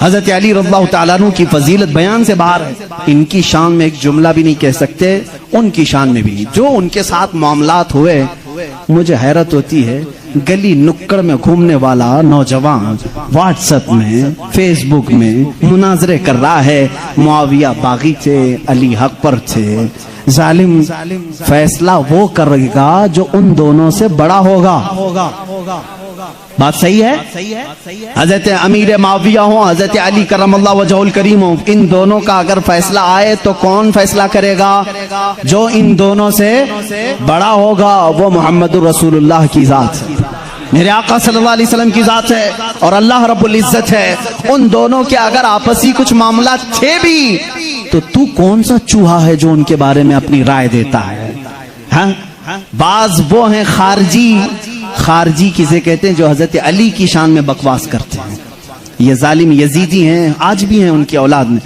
کچھ لوگ اولاد کا مطلب ان کے جانشین اس علم کو اٹھائے ہوئے ہیں جو یزید اٹھایا ہوا تھا وہ حضرت علی کے خلاف بھونکتے ہیں کچھ ہیں جو حضرت امیر معاویہ کی شان میں بھونکتے ہیں یہ شیعہ ہیں وہ خارجی لیکن الحمدللہ اللہ کا بڑا احسان ہے ان دونوں کی ناپاکیوں سے ہمیں بچا کر مولا نے دونوں کی محبت میں ہمیں عطا کیا اہل سنت و جماعت وہ ہیں مولا علی کرم اللہ وجہ الکریم رسول کریم صلی اللہ تعالی علیہ وسلم کے ساتھ ایک مقام پر آرام فرما رہے تھے حضور پاک صلی اللہ تعالی علیہ وسلم نے عصر کی نماز ادا کی اور حضرت علی کو کہا بیٹھ جاؤ اور ان کی گود میں اپنا سر مبارک رکھا علی رضی اللہ تعالیٰ عنہ کے لیے حضور پاک صلی اللہ علیہ وسلم نے ڈوبے ہوئے سورج کی طرف اشارہ فرمایا اور کہا کہ جہاں تو ڈوبا ہے پلٹ آ سورج بنی اسرائیل کے انبیاء جس طرح سے معجزات دکھاتے تھے امت مصطفیٰ کے اولیاء اپنی کرامات دکھاتے ہیں کرامت حق ہے عیسیٰ علیہ الصلوۃ والتسلیم کا یہ معجزہ تھا دیگر انبیاء اکرام علیہ السلام کو بہت سارے معجزے دیے جیسے حضرت داؤد علیہ السلام ان کے ہاتھ میں لوہا آتا تو نرم ہو جاتا تھا وہ لوہے کو اپنے ہاتھ سے جیسی شکل چاہتے تھے بنا دیتے تھے لوہے کا لباس بناتے لوہے کی ٹوپیاں بناتے لوہے کی چیزیں بناتے لیکن لوہے کو انہیں آگ میں تپانے کی ضرورت نہیں پیش آتی وہ اپنے ہاتھ میں جیسے ہم آٹے کو بنا سکتے ہیں اس طرح سے وہ لوہے کو بنا سکتے تھے یہ اللہ کے نبی داؤد علیہ السلام کا معجزہ تھا حضرت سلیمان علیہ السلام کا معجزہ یہ کہ آپ کو سارے پرندوں کی بولیاں سکھائی گئی تھی جنات کی اور سارے تقریباً مخلوقات کی بولیاں آپ کو سکھا دی گئی تھی اور دوسری چیز آپ کو معجزے میں یہ دیا گیا کہ سلیمان علیہ السلام جس طرف چاہتے ہوا اس طرف چلتی فسخرنا لہ الریح اللہ فرما رہا ہے ہم نے ہوا کو ان کے لیے تابع بنا دیا تھا ان کے مسخر کر دیا تھا پھر اتنا ہی نہیں آج سے تقریباً 4000 سال پہلے سلیمان علیہ السلام نے اپنے تخت کو ہوا میں اڑایا ہے یہ ایروپلین کا زمانہ نہیں تھا وہ ٹیکنالوجی کا دور نہیں تھا لیکن سلیمان علیہ السلام کے حکم سے تخت ہوا میں اڑتا اور جس طرف آپ چاہتے اسی طرف آپ کو وہ سفر بھی کراتا یہ آپ کا معجزہ تھا جنات پر آپ کو حکومت دی گئی تھی حضرت داؤد علیہ السلام حضرت سلیمان علیہ السلام حضرت موسیٰ علیہ السلام حضرت عیسیٰ علیہ السلام ان کے یہ مختصر معجزات میں نے آپ کے سامنے رکھی تقریباً انبیاء اکرام علیہ السلام کو معجزے دیے گئے حضرت صالح علیہ السلام کو ایک معجزہ اونٹنی کی شکل میں دیا گیا تھا اس لیے کہ اس زمانے کے لوگ جس چیز کے قائل نہیں تھے اسی چیز کو معجزہ بنا کر کے بھیجا گیا ہے یعنی عیسیٰ علیہ السلام کے زمانے میں لوگ یہ کہتے تھے مرنے کے بعد دوبارہ زندہ نہیں ہو سکتے عیسیٰ علیہ السلام کو وہی معجزہ دے کر بھیجا اللہ نے مردوں کو زندہ تم کر کے دکھاؤ جب نبی کر کے دکھا سکتے ہیں تو اللہ دوبارہ کیسے نہیں زندہ کرے گا صالح علیہ السلام کے زمانے میں لوگ اس بات کے انکاری تھے کہ بغیر باپ کے کوئی بیٹا ہو نہیں سکتا بغیر باپ کے کوئی بیٹا پیدا نہیں ہو سکتا آدم علیہ السلام کیسے آ گئے دنیا میں ایسا کیسے ہو سکتا ہے صالح علیہ السلام کو اللہ تعالیٰ نے حکم فرمایا تم اپنی قوم کو لے جاؤ ایک پہاڑ کے پتھر سے کہو کہ اس میں سے اونٹ پیدا کر کے دیں حضرت صالح علیہ السلام نے اس پتھر کے پاس کھڑے ہو کر فرمایا تو پتھر سے ایک اونٹنی کا بچہ نمودار ہوا اس اونٹنی کا نہ باپ ہے نہ ماں ہے اور اپنی برادری سے اپنی نسل سے بھی نہیں بلکہ پتھر ایک جامد چیز سے اونٹ پیدا ہوا اس اونٹنی کا ذکر بھی قرآن پاک میں ہے یہ معجزے کے طور پر دیا گیا تھا صالح علیہ الصلوۃ والتسلیم کو عزیزان گرامی وقار، ان انبیاء کرام کو ان کے زمانوں کی جو ضروریات تھی، جو تقاضے تھے، وہ معجزے دیے گئے، اور سید الانبیاء محمد الرسول اللہ صلی اللہ تعالی علیہ وسلم کو ان تمام انبیاء کے جو معجزات تھے وہ تنہا حضور کو عطا کیے گئے۔ حسن یوسف دم عیسیٰ ید بیضا داری، آنچ خوباں ہمہ دارند تو تنہا داری۔ اے رسول پاک، یوسف کا حسن بھی آپ کے پاس ہے، عیسیٰ کا دم بھی آپ کے پاس ہے، اور موسیٰ کا ید بیضا بھی آپ کے پاس ہے۔ وہ تمام خوبیاں جو رکھتے تھے انبیاء، یا رسول اللہ، تنہا آپ کی ذات میں اللہ نے وہ جمع کیا۔ امام عشق و محبت نے فرمایا، ذات ہوئی انتخاب، وصف ہوئے لاجواب۔ ذات ہوئی انتخاب، وصف ہوئے لاجواب، نام ہوا مصطفیٰ، تم پہ کروڑوں درود۔ ایک ذات ہے، ہزاروں وصف اس میں جمع کیے اللہ نے، ہزاروں وصف جمع کیے۔ اب معجزات میں شروع کرتا ہوں، اس لیے کہ ہمارا وقت بہت تیزی سے چلتا ہے اور وقت کی سوئیاں ہمیں کاٹتے ہوئے چلی جاتی ہیں۔ اللہ ہمارے وقت میں برکت عطا فرمائے۔ اس بات کو میں محسوس کرتا ہوں کہ جب میلاد مصطفیٰ ہو، رسول کریم صلی اللہ تعالی علیہ وسلم کے تذکرے ہوں، آپ کو بھی احساس ہوتا ہوگا، آپ کو بھی احساس ہوتا ہوگا، مجھے خود احساس ہوتا ہے، 1.5 گھنٹہ 2 گھنٹہ یا جس قدر بھی یہاں بیٹھے ہیں، کب وقت گزر گیا پتہ ہی نہیں چلا۔ محفل ختم ہوتی ہے تو ہم گھڑیاں دیکھتے ہیں، کیا ہم اتنی دیر تک بیٹھے رہے؟ پہلو میں درد بھی نہیں ہوا، پیٹھ میں کمر میں کوئی کسک بھی نہیں آئی، اس میں اتنا لگاؤ کیسے رہا؟ عزیزان گرامی وقار، اس سے بعض علماء نے یہ مسئلہ اخذ کیا کہ جب محبت کرنے والا محب اپنے محبوب کے تذکرے میں رہتا ہے تو اسے وقت کا اندازہ نہیں ہوتا۔ اسی لیے لوگوں نے کہا قیامت کا دن اگرچہ 50,000 سال کا ہو، اگرچہ 50,000 سال کا ہو، لیکن جو لواء الحمد کے نیچے آ گیا وہ میرے مصطفیٰ کی شان بیان کر رہا ہوگا۔ یہاں تک کہ قیامت کا یہ 50,000 سال کا جو ایک دن ہے، روایات میں بتایا گیا ہے، عاشقان مصطفیٰ کو ایسا لگے گا جیسے بجلی چمکی اور ختم ہو گئی۔ لوگ کہتے ہیں قیامت آئی بھی اور چلی بھی گئی۔ وہ لمبا دن ان کے لیے بھاری ہوگا جو گستاخی رسول میں اپنی پیٹ مروڑتے رہتے ہیں، ان کے لیے بھاری ہوگا جن کے سینے رسول اللہ کی محبت سے منور نہیں ہیں۔ عزیزان گرامی وقار، یہی بات تو قبر میں بھی ہے، یہی بات۔ بعض لوگوں کو دفن کیا جاتا ہے، تذکرہ سنیں اور جی لگا کر کے سنیں۔ میرے آقا کی محفل میں بیٹھیں تو سستی اور کاہلی نہیں، بلکہ اس کے آداب ہیں، آپ وضو سے بیٹھیں، ہمتن گوش ہو کر بیٹھیں۔ ہلکی سی بھی سستی آئے تو اپنے آپ کو کوسیں کہ نہیں، میں مصطفیٰ کریم کی میلاد میں بیٹھا ہوں، میرے آقا کے تذکرے میں بیٹھا ہوں۔ بعض لوگوں کو دفن کیا جاتا ہے، قبر کی زندگی معلوم ہے کتنی سخت ہوتی ہے؟ کہا گیا وہاں کا 1 منٹ 1 سال کے برابر ہو سکتا ہے۔ مردے پر وقت ہی نہیں گزرتا، وقت ہی نہیں جاتا، وہ روز انتظار کرتا ہے، روز انتظار کرتا ہے۔ لیکن بعض میتیں وہ ہیں جن پر وقت بہت تیزی سے گزر جاتا ہے، یہاں تک کہ قیامت کا سور پھونکا جاتا ہے، قبریں کھولی جاتی ہیں، لوگوں کو اٹھایا جاتا ہے، تو بعض مردے یہ کہہ کر کے اٹھتے ہیں، بارے الہ اتنی جلدی قیامت آ گئی، کل ہی تو میرے گھر والوں نے دفن کیا تھا، آج میں میدان محشر میں جمع ہو گیا، جبکہ وہ 500 سال سو چکے ہوں گے، 1000 سال سو چکے ہوں گے۔ فرق کیوں؟ بعض مردوں پر وقت نہیں بیتتا، بعض لوگوں پر وقت تیزی سے چلا جاتا ہے۔ وجہ یہ ہے کہ جس کی قبر میں جلوہ مصطفیٰ نظر آ جائے، میرے آقا صلی اللہ تعالی علیہ وسلم اس کی قبر میں آ جائیں اور وہ جلوہ جہاں آرا کو دیکھنے میں مصروف ہو تو قیامت کا سور پھونک دیا جائے گا، وہ انہی جلووں میں مست ہو چکا ہوگا اور اسے وقت کا احساس نہیں ہوگا۔ اے اللہ ہمیں اس جماعت میں شامل فرما۔ اب ہم معجزات مصطفیٰ صلی اللہ تعالی علیہ وسلم کی طرف چلتے ہیں۔ اللہ کے نبی صلی اللہ تعالی علیہ وسلم کو میرے مولا نے جو معجزے دیے تھے وہ الگ الگ ہیں، حسی معجزے، معنوی معجزے۔ آپ صلی اللہ تعالی علیہ وسلم کا سب سے بڑا معجزہ کیا ہے؟ میں اس کو آخر میں عرض کرتا ہوں، لیکن ایک بات یاد رکھیں، حضور کی پوری زندگی معجزہ ہے، سب پوری زندگی معجزہ ہے۔ آپ کے جو بیانات ہیں وہ حدیثیں اور معجزہ ہیں۔ حضور پاک صلی اللہ تعالی علیہ وسلم کا چلنا پھرنا اٹھنا بیٹھنا سب معجزے کی شکل میں ہے، اس لیے کہ اس طرح کی چیزیں عام آدمی کر نہیں سکتا۔ जो ये दावा करे कि मैं हुजूर के बराबर हो सकता हूं, मुआज़ अल्लाह रब्बिल आलमीन, उसको आज हमारा बयान जरूर सुनना होगा। मौजज़ात मुस्तफ़ा सल्लल्लाहु अलैहि, एक एक चीज हुजूर सल्लल्लाहु अलैहि वसल्लम की जिंदगी पूरी कायनात को आज भी चैलेंज कर रही है, आजिज करके रखी है। तू कौन सी खेती से निकलकर बराबरी का दावा करता है? हुजूर अकरम सल्लल्लाहु अलैहि वसल्लम की जात सुतूदा सिफात, अल्लाह के नबी सल्लल्लाहु अलैहि वसल्लम के बचपन की बात लेते हैं, आज पैदा हुए, मीलाद मुक़द्दस है, और जमाने रसूल सल्लल्लाहु अलैहि वसल्लम में यानी विलादत के जमाने में मक्का का माहौल था कि बच्चे परवरिश के लिए दायाओं के पास दे दिए जाते थे।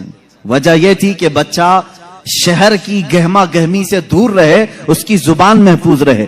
देहात वालों की जुबानें वहां अच्छी होती थी, अरबी, और शहर में होता यह था कि हर जगह के लोग मक्का में आते थे, मिक्स ना हो जाए।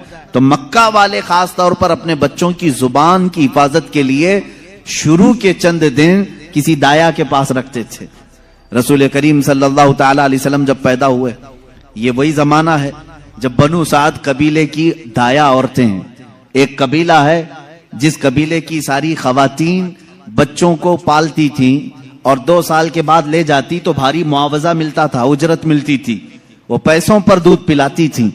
इसी एतबार से बनु साद कबीले की खवातीन मक्का में आई। उन्हीं खवातीन में एक हलीमा सादिया भी हैं। वो कहती हैं, जब मक्का पहुंचे मेरी ऊंटनी लंगड़ी थी, जिसकी वजह से मैं ताखीर से पहुंची।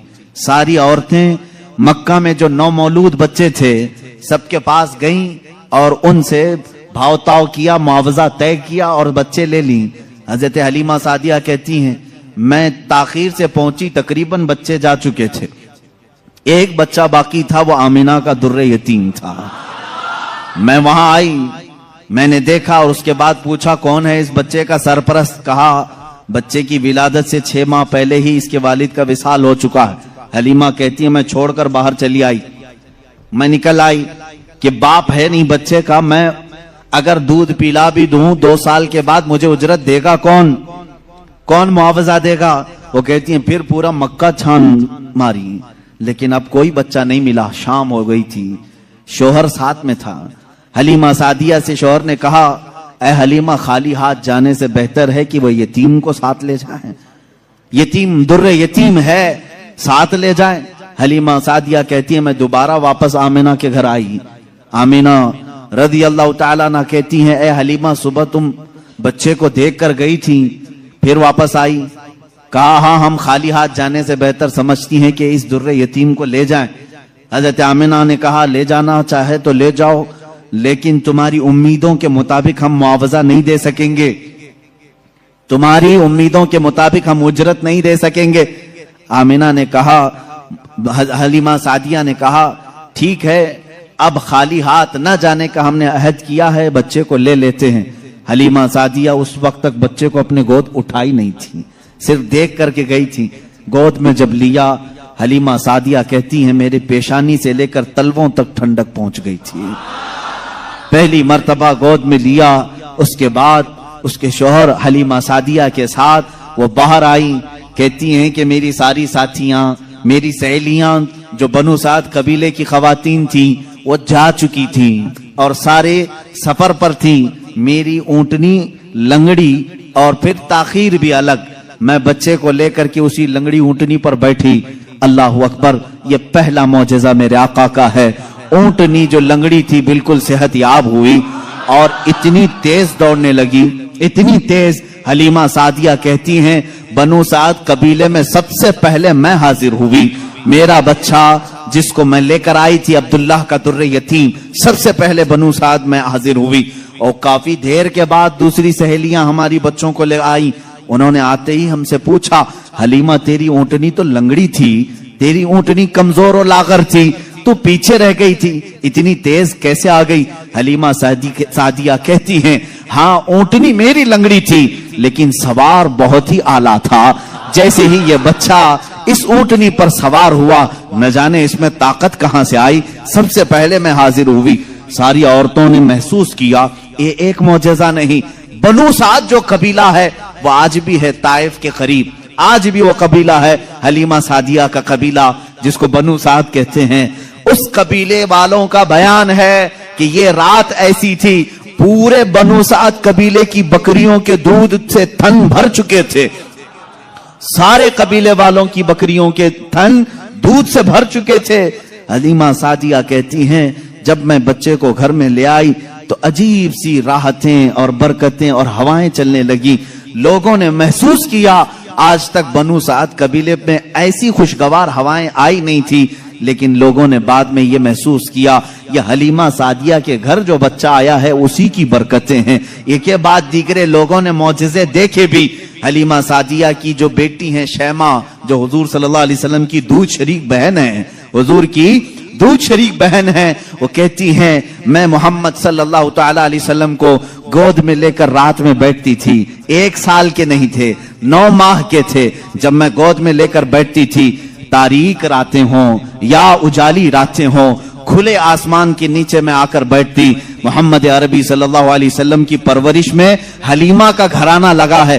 کہتی ہیں ہم مالدار نہیں تھے، کھیل کھلونے والی چیزیں ہمارے گھر نہیں ہوتی تھی، لیکن شیمہ کہتی ہیں جب محمد میری گود میں ہوتے رات کو 14ویں کا چاند چمک رہا ہوتا اور محمد صلی اللہ علیہ وسلم گود سے انگلی کو یوں اٹھاتے، چاند ادھر چلا جاتا، کبھی چاند ادھر جاتا. گود میں انگلی جس طرف کرتے وہ چاند ادھر ہی جھک جاتا تھا.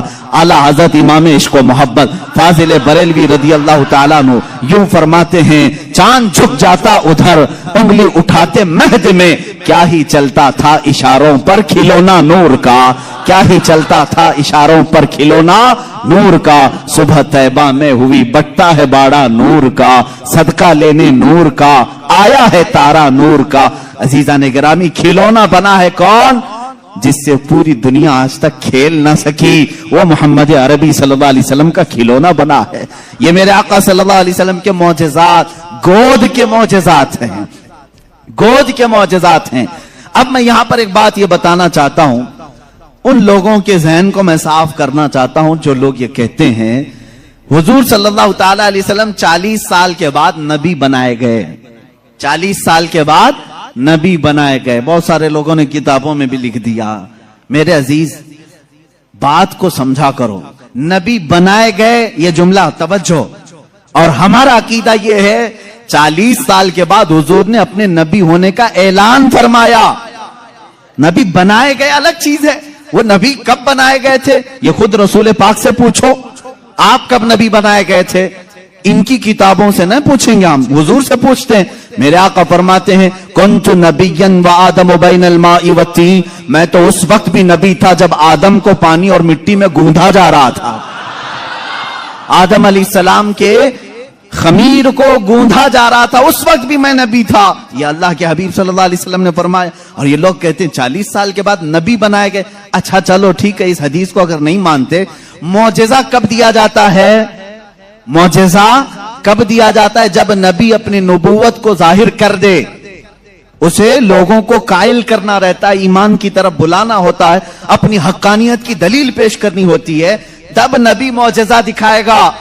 یہاں محمد عربی صلی اللہ علیہ وسلم گود میں جو معجزے دکھا رہے ہیں، حلیمہ سعدیہ کے گھر جو معجزے دکھائے جا رہے ہیں، تمہارے قول کے اعتبار سے 40 سال کے بعد نبی ہوئے تھے نا، تو معجزے تو 40 سال بعد دکھنا چاہیے. حلیمہ سعدیہ کی گود میں جو معجزے دکھ رہے ہیں، اس سے پتا چلتا ہے وہ پیدائشی نبی تھے. اعلان کا حکم 40 سال کے بعد اللہ نے دیا. وہ نبی نبوت لے کر کے دنیا میں آئے.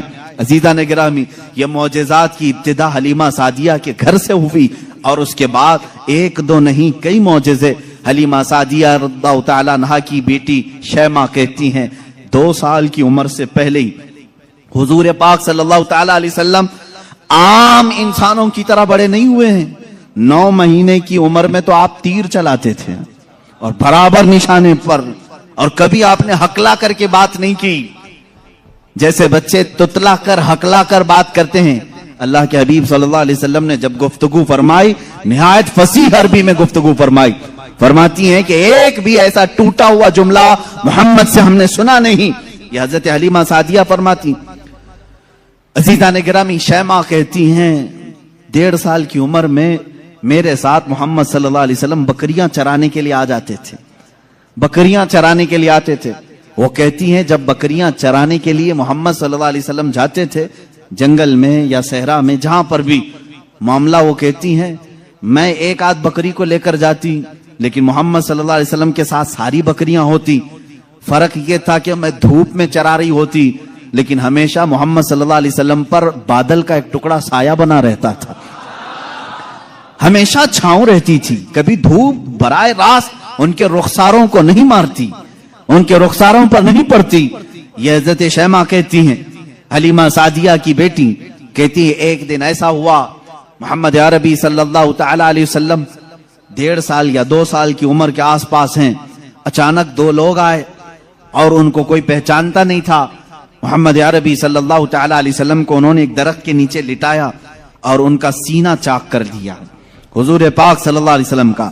وہ گھبرائی ہوئی بھاگتی ہوئی اپنی ماں کے پاس آئی، 2 سال کی عمر تھی جب میرے آقا صلی اللہ علیہ وسلم کی حلیمہ سعدیہ کی بیٹی یا بیٹا جو حضور کے دودھ شریک تھے وہ دوڑتے ہوئے ماں کے پاس آئے اور کہا عجیب ایک بات ہم نے دیکھی محمد صلی اللہ علیہ وسلم کے ساتھ کہ کوئی انہونی 2 شخصیات آئیں، انہوں نے گرایا ہے اور سینہ چاک کر دیا ہے، اللہ نہ کرے کہ محمد کے ساتھ کچھ برا نہ ہو جائے۔ وہ گھبرائے ہوئے تھے۔ حضرت حلیمہ کہتی ہے میں دوڑتی ہوئی اس مقام پر پہنچی، جا کر کے دیکھا درخت کے سائے میں وہ آرام کر رہے تھے، کوئی لوگ نہیں تھے، کوئی شخصیات نہیں تھی۔ حلیمہ سعدیہ نے دیکھا واقعی سینے کے اوپر کچھ نشانات نظر آ رہے تھے، اٹھایا اور پوچھا کہ کیا بات ہے؟ محمد عربی صلی اللہ علیہ وسلم نے فرمایا اللہ کے 2 فرشتے آئے تھے، انہوں نے میرا سینہ کھولا اور دل نکالا، جنت سے لائے ہوئے تشت میں جو ایمان و حکمت سے بھرا ہوا تھا میرے دل کو اس میں رکھا اور اس کے بعد پھر میرے سینے پر رکھا اور پھر بند کر دیا اور وہ چلے گئے، اس لیے کہ بچپن میں آنے والی عام انسانوں کی خصلتیں اس نور خدا محبوب خدا کے دل میں کبھی نہ آئیں، انہوں نے سارے وسوسوں کو میرے پاک کر دیا۔ یہ 2 سال کی عمر میں شق صدر کا معجزہ اس کو کہتے ہیں۔ کیا کہتے ہیں؟ شق صدر، سینہ پھٹ جانے والا یہ جو معجزہ ہے حضور پاک صلی اللہ علیہ وسلم کی زندگی پاک میں 4 مرتبہ اس طرح سے ہوا، سینہ شق ہوا، فرشتوں نے آپ کا دل مبارک نکالا، جنتی پانی سے اور جنت کی نور و حکمت سے بھر دیا۔ میرے عزیزو پھر میں سوال کرتا ہوں، تم تو کہتے ہو 40 سال بعد نبی ہوئے، پھر یہ معجزہ 2 سال کی عمر میں کیسے پیش آیا؟ معجزہ نبوت کے بعد ملنا چاہیے، نبی ہونے والا اپنی نبوت کی دلیل کے لیے لوگوں کے سامنے معجزہ پیش کرتا ہے۔ یہ تو میں نے بچپن کے وہ حالات بتائے، میرے آقا صلی اللہ تعالی علیہ وسلم کے ان حالات کو دیکھ کر حلیمہ سعدیہ گھبرا گئیں اور پھر واپس وہ مکہ لے کر کے آئیں۔ اللہ کے حبیب صلی اللہ تعالی علیہ وسلم حضرت آمینہ کے گھر رہے۔ یہاں کے جو آپ کی زندگی پاک کے ایام ہیں وہ پھر اگلے کسی موضوع پر میں عرض کروں گا۔ آج معجزات مصطفیٰ ہمارا موضوع سخن ہے۔ اللہ کے نبی صلی اللہ تعالی علیہ وسلم کے کمالات اور معجزات بیان سے باہر ہیں، بیان سے باہر ہیں۔ کس چیز میں آپ نے معجزہ نہیں دکھایا؟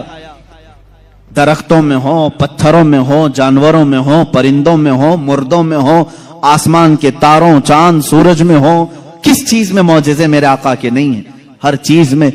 اور رزق میں وسعت اور برکت کے اتنے معجزے ہیں کہ پوری کتاب اس پر لکھی گئی۔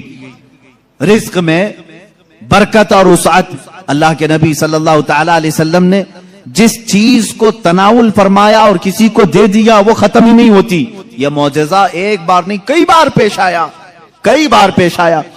حضرت عمر فاروق رضی اللہ تعالیٰ عنہ فرماتے ہیں ایک بار 440 لوگ آئے، 440 لوگ حضور صلی اللہ تعالی علیہ وسلم کے پاس آ کر کے انہوں نے کہا ہماری مہمان نوازی کریں۔ رسول کریم صلی اللہ تعالی علیہ وسلم نے فرمایا عمر ان کو کھلاؤ۔ حضرت عمر نے کہا آقا میرے پاس ایک ہی آدمی کا کھانا ہے، ایک آدمی، یہ 440 ہیں۔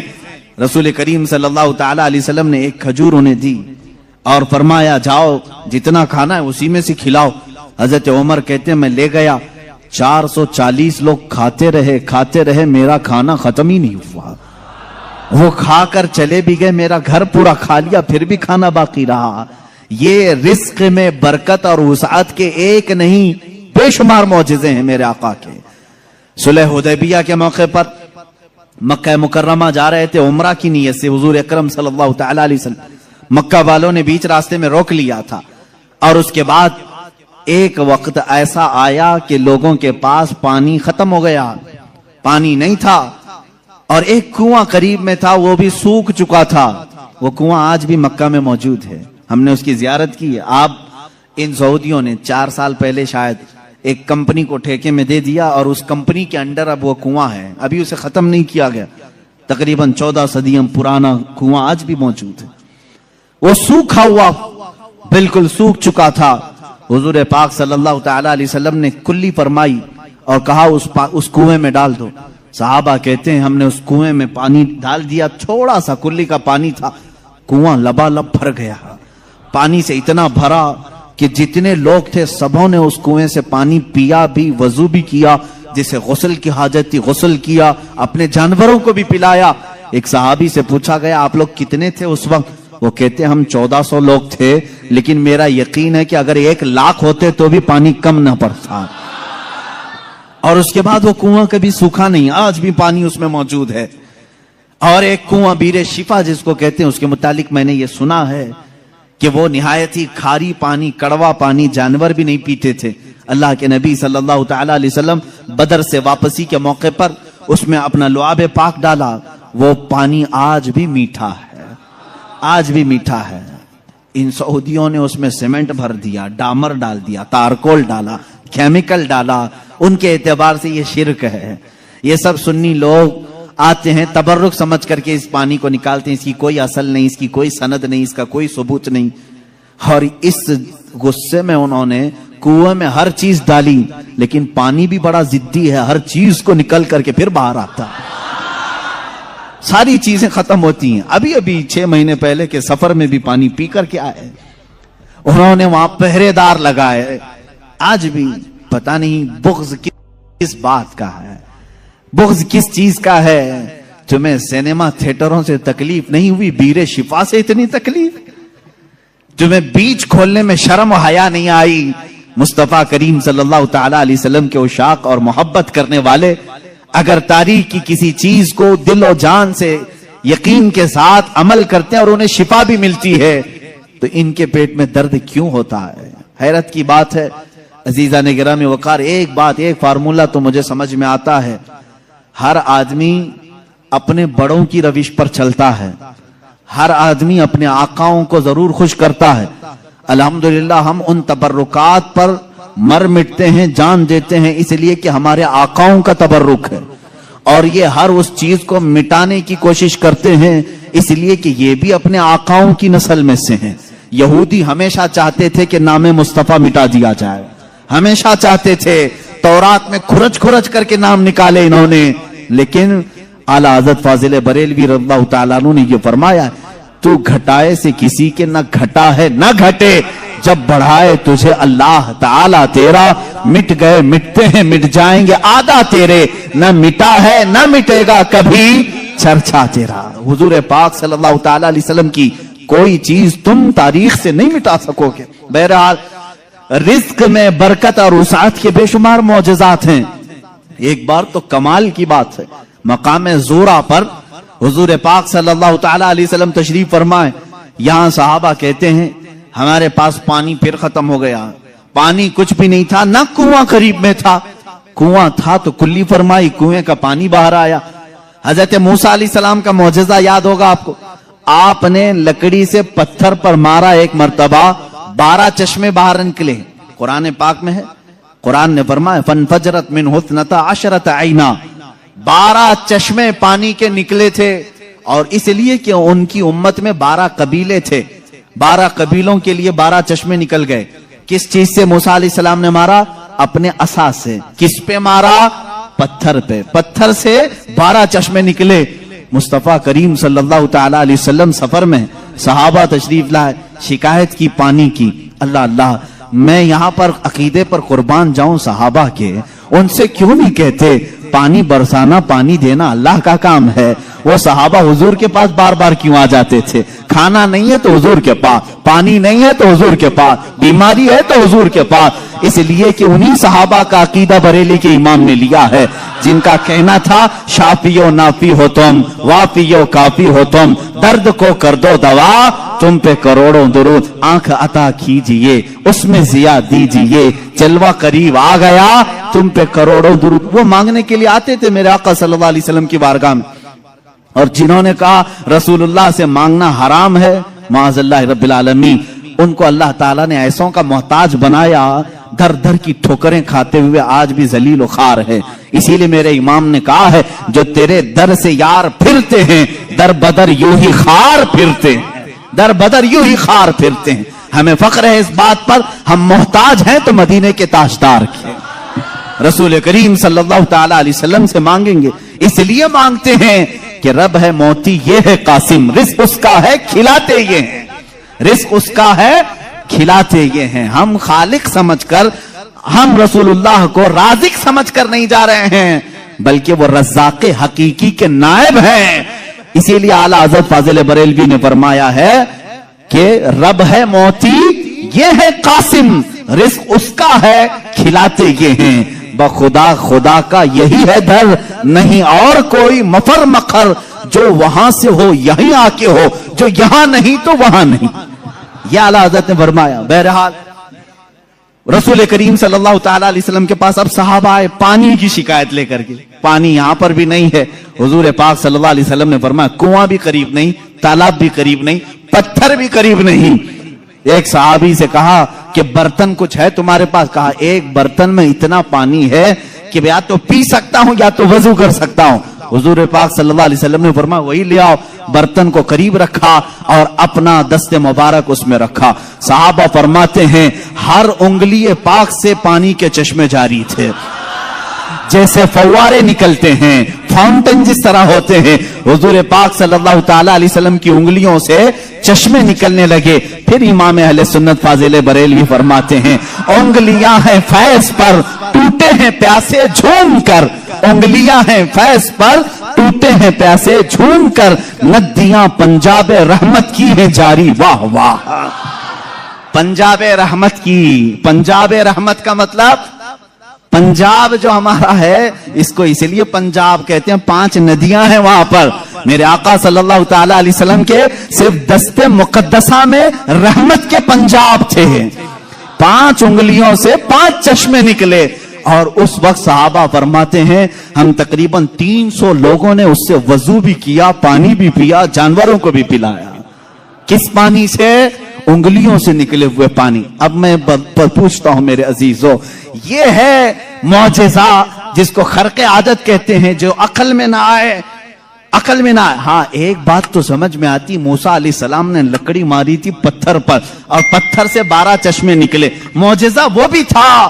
لیکن ہم نے دنیا میں بہت سارے فالس دیکھے ہیں جو پتھروں سے ہی نکلتے ہیں، نہیں دیکھے آپ نے؟ پہاڑوں سے پانی کا نکلنا عام سی بات ہے، لیکن نور مصطفیٰ محمد عربی صلی اللہ علیہ وسلم کا معجزہ تو یہ ہے دنیا نے آج تک نہ سنا ہوگا نہ دیکھا ہوگا۔ پتھروں سے نکلنے والا پانی تو دیکھا ہے، انگلیوں سے نکلنے والا پانی صرف تاجدار مدینہ کے ہاں ہے۔ یہ میرے آقا صلی اللہ علیہ وسلم کا معجزہ، کمال کا معجزہ تھا۔ یہ کھانے پینے کے معاملات میں 1-2 نہیں، بہت سے معجزات ہیں۔ پھر آگے بڑھو، جنگ خندق کے موقع پر خندق کھودی جا رہی تھی۔ واقعہ ایسا تھا، میرے ان 12 روزہ عنوانات میں ایک عنوان ہے انشاءاللہ حضور صلی اللہ تعالی علیہ وسلم کے سارے غزوات، حضور کی جنگی حکمتیں کیا تھیں، انشاءاللہ العزیز اس میں عرض کروں گا۔ خندق ایک جنگ ہوئی ہے، اس کا نام ہی غزوہ خندق اس لیے کہ مدینے کے اطراف میں ایک بہت بڑی خندق کھودی گئی تھی، ایک کھائی کھودی گئی تھی۔ وجہ یہ تھی کہ دشمن پوری کی پوری فوج لے کر مدینے میں داخل نہ ہو، اس لیے کہ جب دشمن فوج لے کر اپنے شہر میں آئیں گے، شہر میں تہس نہس کریں گے، بربادی کریں گے، باہر ہی نپٹ لیا جائے تو گھر تو محفوظ رہیں گے۔ جنگ ہوگی، کچھ تو نقصان ہوگا کہ نہیں ہوگا؟ جیسے دیکھنے عراق تباہ ہو گیا، شام تباہ ہو گیا، یہی جنگ اگر امریکہ میں ہوتی تو کیا وہ بچا ہوتا؟ جہاں جنگ ہوتی وہاں کے گھر اجڑ جاتے۔ مدینہ طیبہ سے باہر جنگ کے لیے خندق کھودی گئی۔ اب یہ خندق کھودنے میں کافی دن لگ گئے، صحابہ اس زمانے میں بھوکے پیاسے فاقہ کشی میں خندق کھودتے رہے۔ ایسے نہیں کہ صرف صحابہ نے کھودا، اللہ کے نبی صلی اللہ تعالی علیہ وسلم نے خود بھی اپنے ہاتھ سے خندق کھودی ہے۔ ایک بار صحابہ فرماتے ہیں بڑا پتھر آ گیا، کسی سے نہیں ٹوٹتا تھا، ہلتا بھی نہیں تھا۔ اس وقت رسول کریم صلی اللہ علیہ وسلم کو انہوں نے خبر دی، اللہ کے حبیب صلی اللہ تعالی علیہ وسلم تشریف لائے۔ میرے عزیزوں، میرے آقا کا ایک معجزہ یہ بھی تھا، جتنے صحابہ تھے ان کے پاس جتنی طاقت تھی، سب سے زیادہ طاقت میرے مصطفیٰ کے پاس بھی تھی۔ حضور پاک صلی اللہ تعالی علیہ وسلم نے اپنے زمانے کے نامور پہلوان ابو دجانہ یا کچھ اور نام ہے میں بھول رہا ہوں، حضور صلی اللہ تعالی علیہ وسلم نے اس کے ساتھ کشتی لڑی جس کو پورے عرب نے کبھی نہیں پچھاڑا تھا۔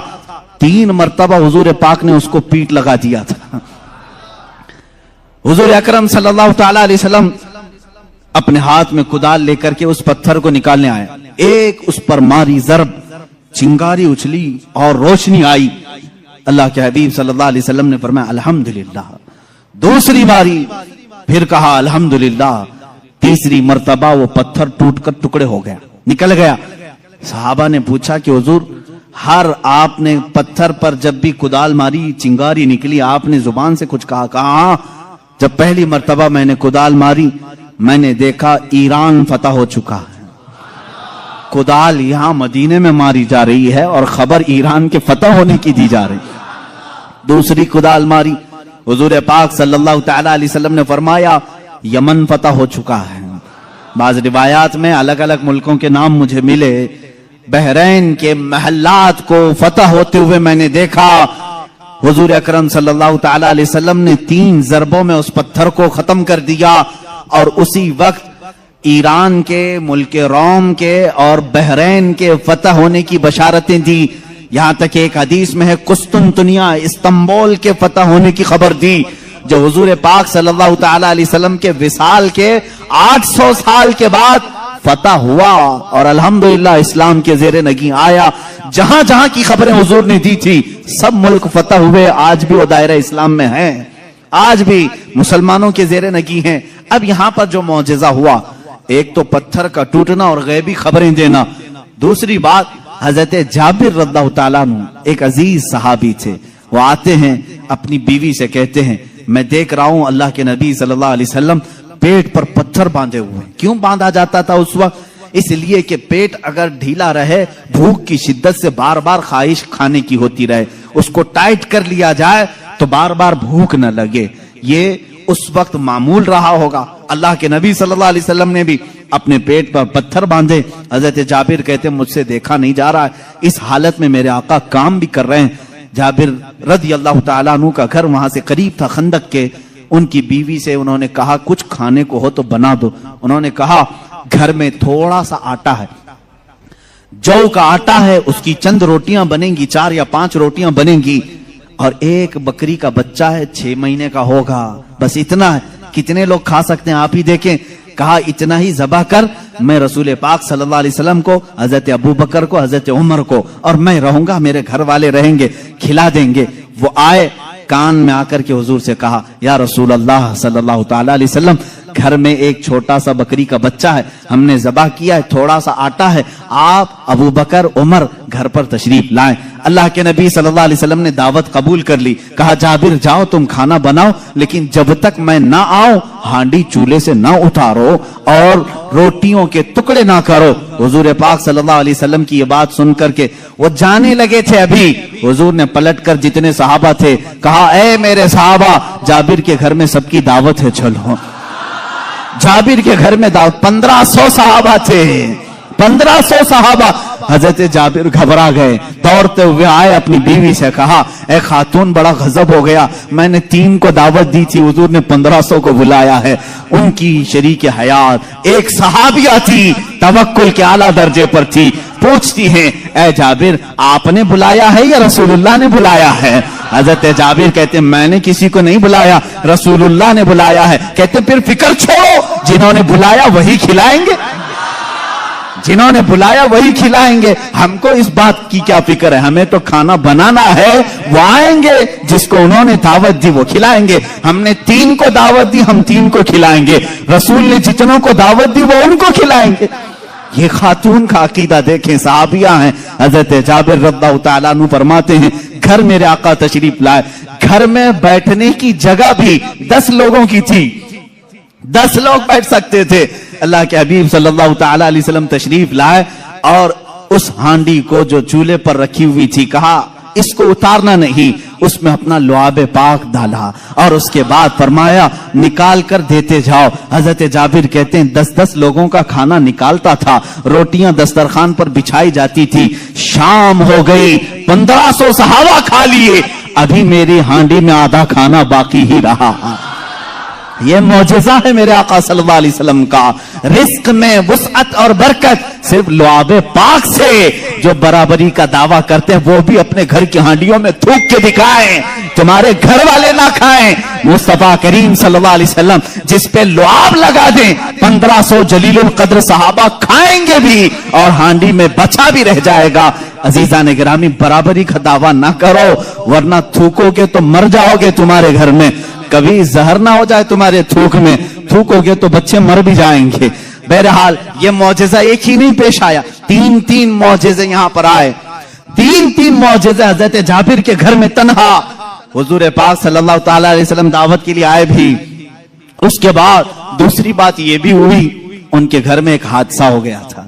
ان کے گھر میں حادثہ یہ ہوا، بکری کو ذبح کیا تھا باپ نے.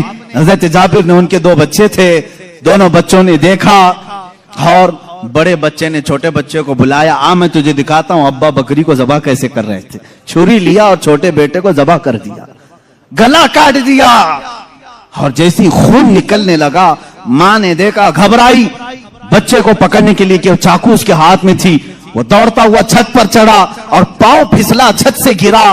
نیچے گرتے ہی سر پر چوٹ آئی، وہیں فوت ہو گئے. ایک ساتھ 2 بچوں کا انتقال. کس وقت؟ جس وقت حضور کی دعوت گھر میں ہو رہی. حضرت جابر کو معلوم نہیں تھا، وہ کھانا بنانے کا حکم دے کر چلے گئے تھے.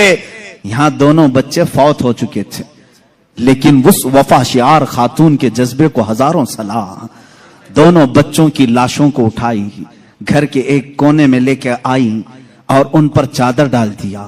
کہا آج میں نہ روؤں گی نہ چیخوں گی، اس لیے کہ میرے گھر رسول خدا تشریف لا رہے ہیں.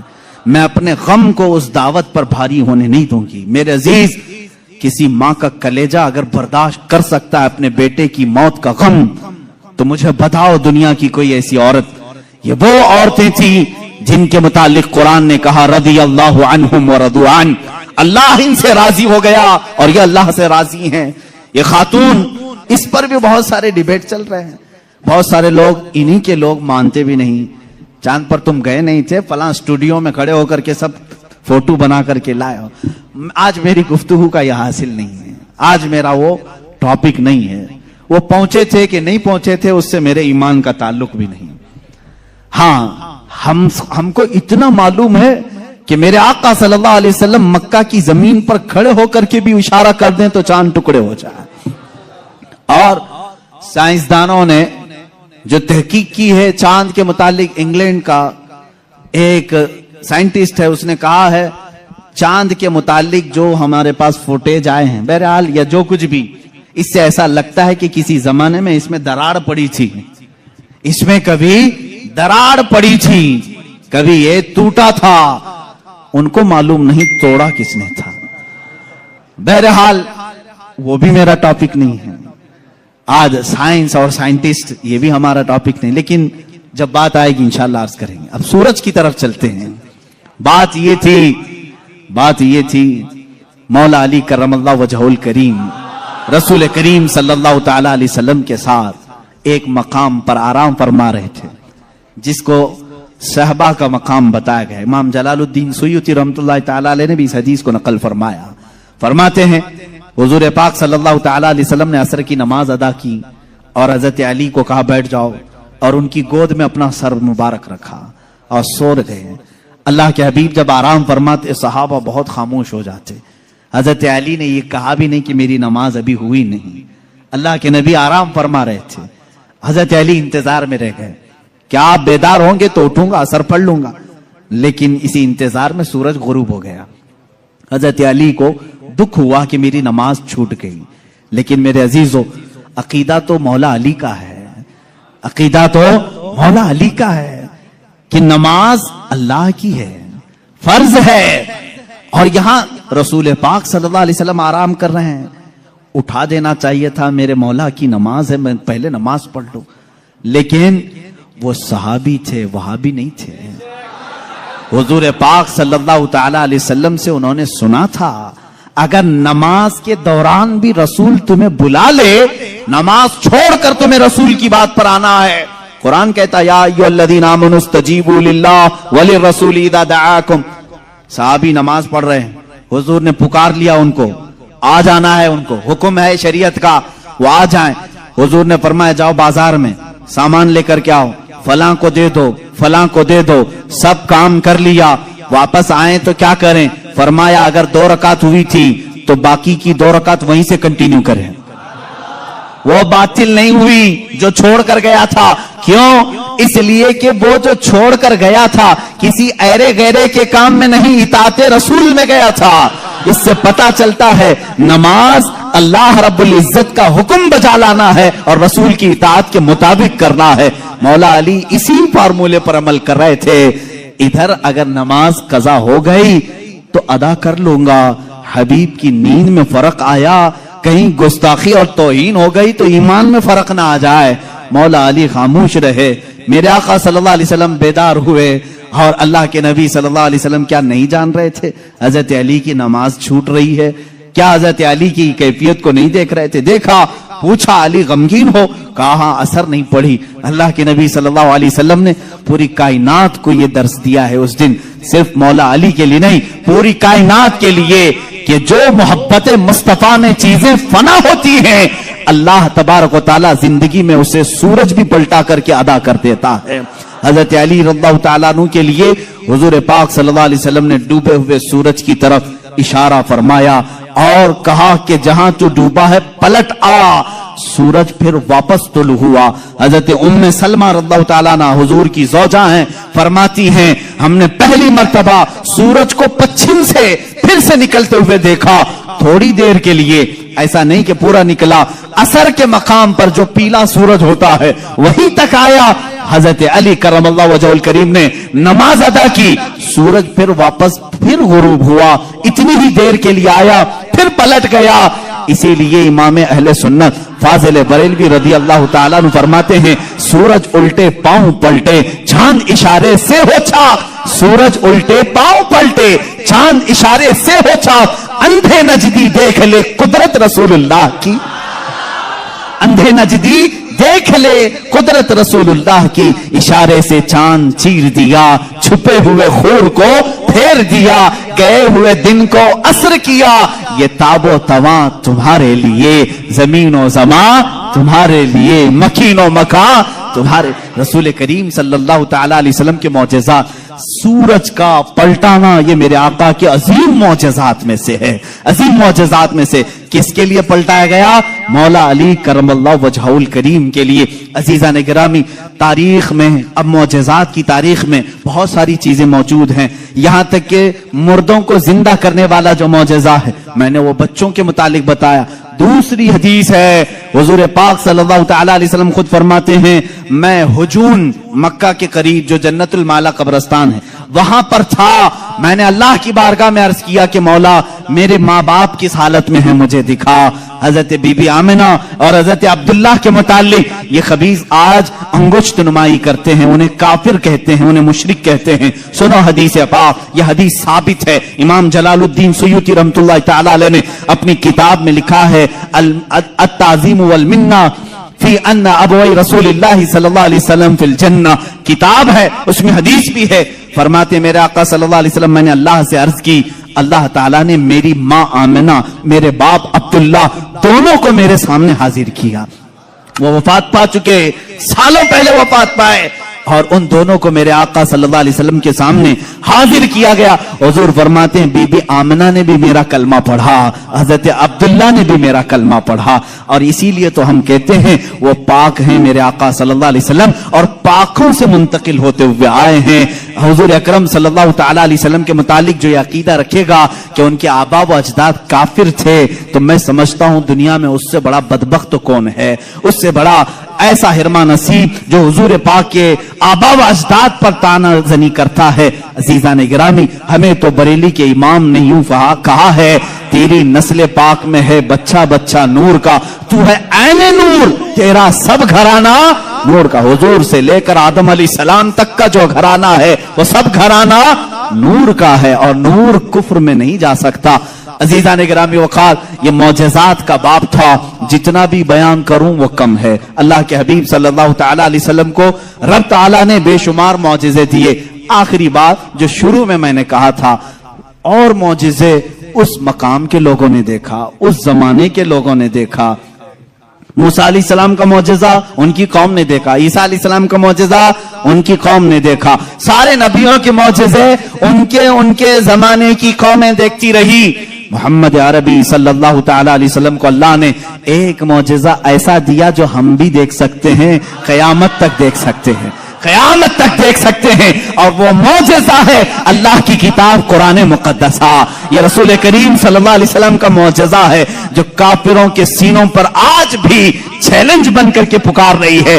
ہمت ہے تو لاؤ اس طرح کی ایک کتاب جس میں اللہ رب العزت نے معجزات کے کمالات رکھے ہیں. بلکہ قرآن آج بھی چیلنج کر رہا ہے, اے امریکہ, اے روس کے سپر پاور, اے رشیا والو, تم نے ایٹم بم بہت بنا لیے, میزائل پیٹرول بہت بنا دیے, لاؤ اللہ کے کلام کے ایک مثل جس کو قرآن میں موتیوں کے تاروں میں جس طرح باندھا گیا ہے, جس کی ابتدا سورہ فاتحہ سے ہوتی ہے, جس کی ختم الناس پر ہوتی ہے. اللہ نے پوری کتاب لانے کے لیے تو چیلنج کیا ہی تھا, بعد میں کم کیا گیا اور کہا گیا پوری کتاب نہیں لا سکتے, 10 سورتیں لا کر کے دکھا دو, 10 سورتیں اس طرح لا کر دکھا دو. 10 سورے نہیں لا سکے, پھر اللہ نے فرمایا چلو 10 آیتیں لا کے دکھا سکو. اے میرے عزیزو, فخر سے کہو اے مسلمانوں, آج بھی زندہ جاوید معجزہ رسول اللہ کا ہمارے درمیان موجود ہے, وہ اللہ کی کتاب قرآن مقدسہ ہے. کوئی اگر تمہارے حقانیت کی دلیل تم سے پوچھے, تمہارا مذہب حق ہے, کیا دلیل ہے, اس کے سامنے قرآن پیش کر دینا. قرآن 14 صدیوں پہلے آج کے ہونے والے واقعات بیان کر رہا ہے. تیرے بھی پاس اس کا کوئی جواب ہے تو لا کر کے دکھا دے, اس لیے کہ رسول اللہ کا معجزہ ہے. دوسرا میری طرف سے چیلنج ہے, سارے کمپیوٹر, سارے ویب, جتنے بھی انٹرنیٹ کی دنیا ہے, سارے ہیکر جو اس زمانے میں بڑی بڑی بینکوں کو ہیک کرتے ہیں, سب سے میرا چیلنج ہے, آؤ اللہ کی کتاب قرآن مقدسہ کو ہیک کر کے دکھاؤ, اور ایک آیت ہیک کر کے دکھاؤ, میں مان لوں گا. ایک زبر ہیک کر کے دکھاؤ, نہیں کر سکو گے. تم نے دنیا کے بڑے بڑے پارلیمنٹ کا ڈاٹا چرایا ہوگا, اللہ کے کلام کا ایک زبر نہیں چرا سکتے. یہ میرا چیلنج ہے, ہیکر سب جمع ہو جاؤ, اللہ کی کتاب کو ہیک کر کے دکھاؤ. انشاءاللہ العزیز صبح قیامت تک نہیں کر سکو گے. مجھ جیسے کروڑوں لوگوں کو اللہ نے پیدا کیا جن کے سینوں میں اللہ نے یہ قرآن محفوظ کیا ہے. عزیزان گرامی وقار, یہ میرے مصطفیٰ کا زندہ جاوید معجزہ ہے. اس کو سینے سے لگاؤ, اس کو پڑھو بھی, اس پر عمل بھی کرو. مولا ہمیں دنیا میں قرآن کے ساتھ رکھے اور صاحب قرآن کی محبت کے ساتھ رکھے. جب قبر میں جائیں تو مولا ہمیں قرآن کے ساتھ قبر میں لے جائے اور صاحب قرآن کی زیارت نصیب کرے. جب حشر میں مولا ہمیں اٹھائے تو قرآن کے ساتھ اٹھائے اور صاحب قرآن تاجدار مدینہ کی شفاعت نصیب فرمائے. وآخر دعوانا الحمدللہ رب العالمین. چادر اڑا کر کے دونوں بچوں کی لاش پر رکھی ہوئی ہیں. میرے آقا صلی اللہ علیہ وسلم جس وقت گھر میں آئے, کھانے کے لیے دسترخوان پر جب بیٹھے, آپ نے لقمے اٹھائے. اس کے بعد حضرت جابر سے کہا, جابر تمہارے بچے نہیں دکھتے, کہاں ہیں؟ وہ بیمار تھے. بیوی سے آ کر کے کہا, خاتون کہاں ہیں بچے؟ خاتون نے کہا وہ سو رہے ہیں, وہ سو رہے ہیں. آپ جائیں, حضور پاک صلی اللہ علیہ وسلم کے ساتھ بیٹھے ہیں. وہ آئے, کہا حضور وہ آرام کر رہے ہیں, سو رہے ہیں. حضور پاک صلی اللہ علیہ وسلم نے فرمایا جاؤ ان کو ڈھونڈ لاؤ. دوبارہ آئے, خاتون سے کہا کہ بچے کہاں ہیں؟ کہا آپ کو معلوم تھا وہ بیمار تھے. کہاں وہ بیمار تھے؟ کہا وہ بہت اچھی نیند میں سوئے ہوئے ہیں، نہیں اٹھیں گے۔ خاتون یہ کہہ رہی ہیں، اپنے شوہر کو تک ظاہر نہیں کیا۔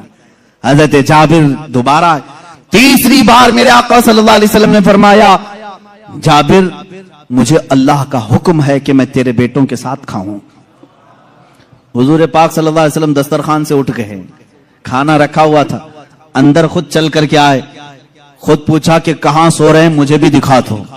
حضرت جابر کی خاتون جو تھی، بیوی تھی، وہ اس کمرے میں لے گئی، لاشوں پر سے چادر اٹھایا۔ حضرت جابر کہتے ہیں میں دیکھ کر کے دہل گیا، بچوں کی لاشیں ہیں۔ اللہ کے نبی صلی اللہ تعالی علیہ وسلم قریب گئے، دونوں بچوں کے ہاتھوں کو پکڑا اور کہا بہت دیر سے ہم تمہارے انتظار میں، اٹھو دسترخوان بچھا ہے۔ دونوں بچے اپنے کپڑے جھاڑتے ہوئے کھڑے ہو گئے۔ موسیٰ عیسیٰ علیہ السلام کے مردوں کو زندہ کرنے کا معجزہ تم نے سنا ہوگا۔ نبی رحمت صلی اللہ تعالی علیہ وسلم اپنے غلاموں کے گھر میں جو فوت شدہ شہزادے تھے انہیں زندہ بھی کیا اور اپنے دسترخوان پر بٹھایا بھی۔ اور یہ بچے صرف تھوڑی دیر کے لیے زندہ نہیں ہوئے تھے، پھر ایک لمبی زندگی انہوں نے گزاری میرے آقا کی صحبت میں، اور حدیثیں بھی روایت کی ہیں۔ یہ حضور اکرم صلی اللہ علیہ وسلم کا معجزہ، دو معجزے ایک ہی گھر میں۔ تیسرا معجزہ یہ ہے، یہ رحمت عالم صلی اللہ تعالی علیہ وسلم جس گھر پر جائیں اس گھر کے رحم و کرم کی باتیں نہ پوچھو، وہاں برکت ہی برکت ہے۔ پورا کھانا کھا کر جب صحابہ چلے جا رہے تھے، ساری ہڈیوں کو جمع کیا، میرے آقا صلی اللہ علیہ وسلم نے فرمایا وہی بکری کا 6 ماہ کا بچہ تھا۔ اللہ کے نبی صلی اللہ علیہ وسلم نے کہا اے بکری کھڑی ہو جا۔ بکری اپنا کان جھاڑتے ہوئے کھڑی ہو گئی۔ حضرت جابر کو ان کی بکری واپس دی گئی۔ عزیزان گرامی، یہ مصطفیٰ کریم صلی اللہ تعالی علیہ وسلم کے ناز ہیں اور ان کے انداز ہیں۔ جس گھر میں گئے ساروں کو کھلایا بھی، اور کھلانے والے کے بچوں کو بھی زندہ کیا، بکری کو بھی زندہ کیا۔ تمہارا مال تمہیں دے دیا گیا اور سب کو کھلا بھی دیا گیا۔ رزق میں وسعت و برکت کے ایک دو نہیں بے شمار معجزے ہیں اللہ کے نبی صلی اللہ تعالی علیہ وسلم کے۔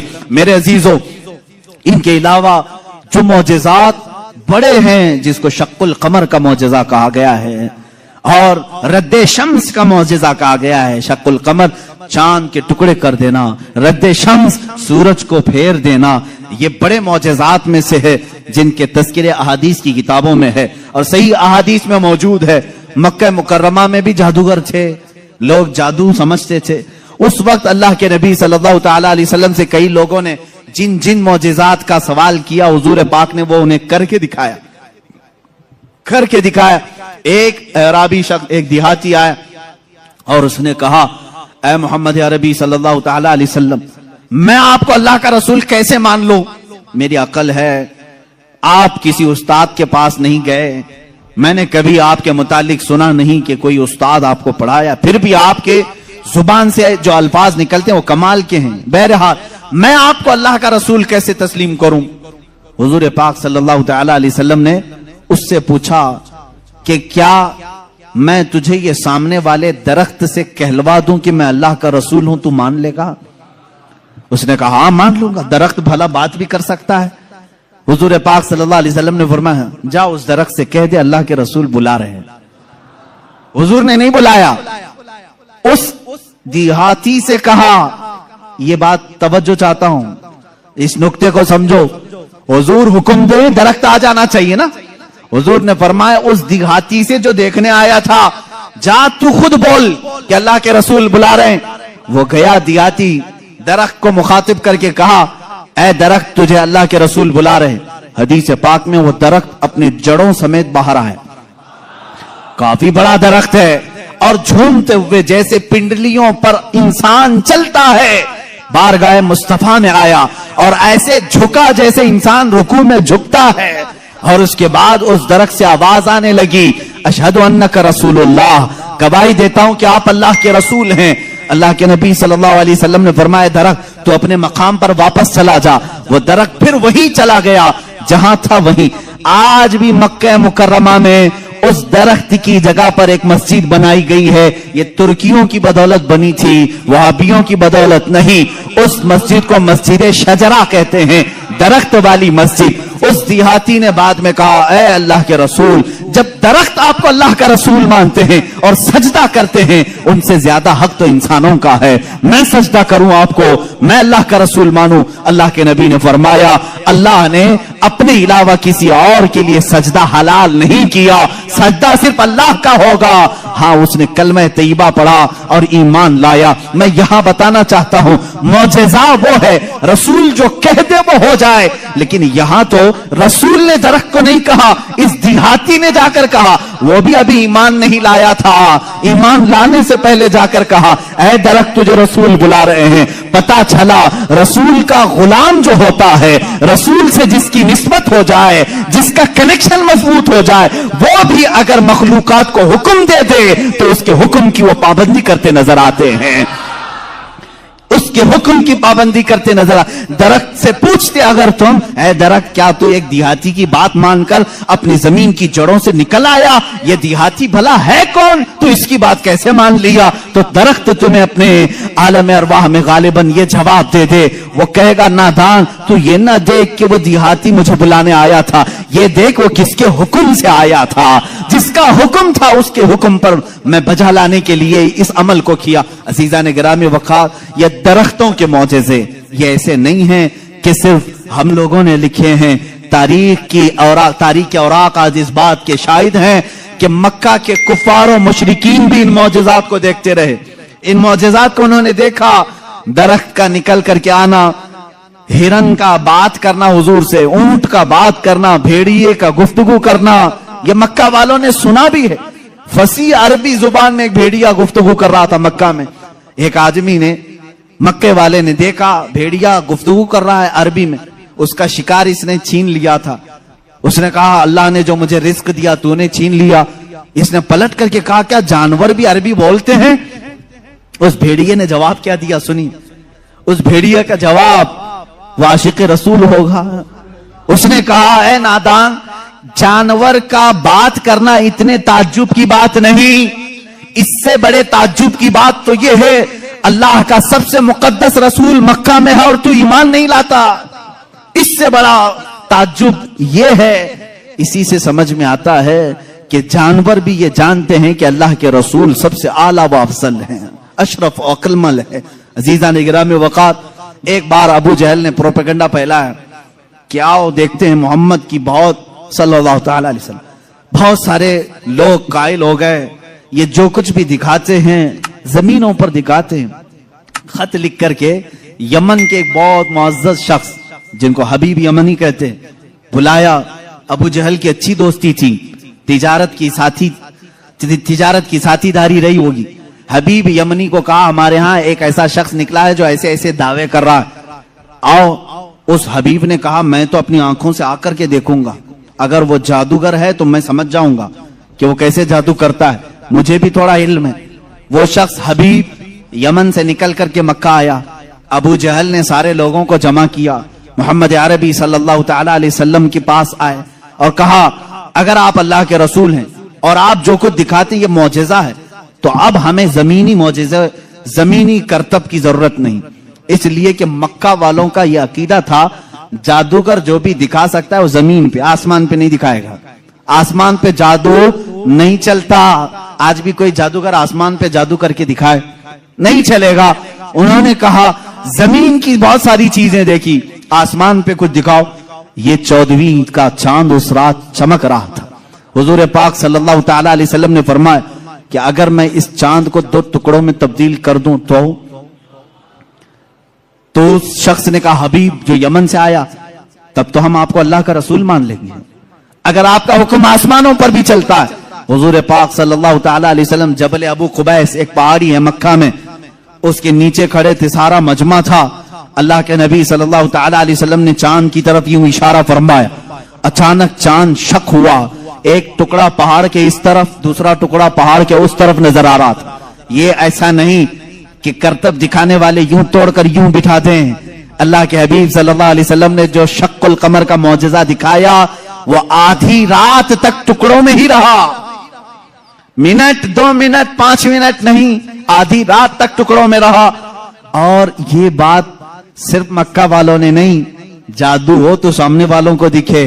मियां अब तो कमाल आसमान पर हुआ है, चांद एक शहर में तुलू नहीं होता, पूरी दुनिया में तुलू होता है, पूरी दुनिया में। अब मैं आपको बताऊं चंद तारीखी बातें। हिंदुस्तान की सरजमीन पर भी चांद के टुकड़े होते हुए देखा था। राजा चिरमन जो कासरगोड केरला के रहने वाले, आज भी उस राजा का फोर्ट मौजूद है, वहां से उसने चांद के 2 टुकड़े हुए देखा।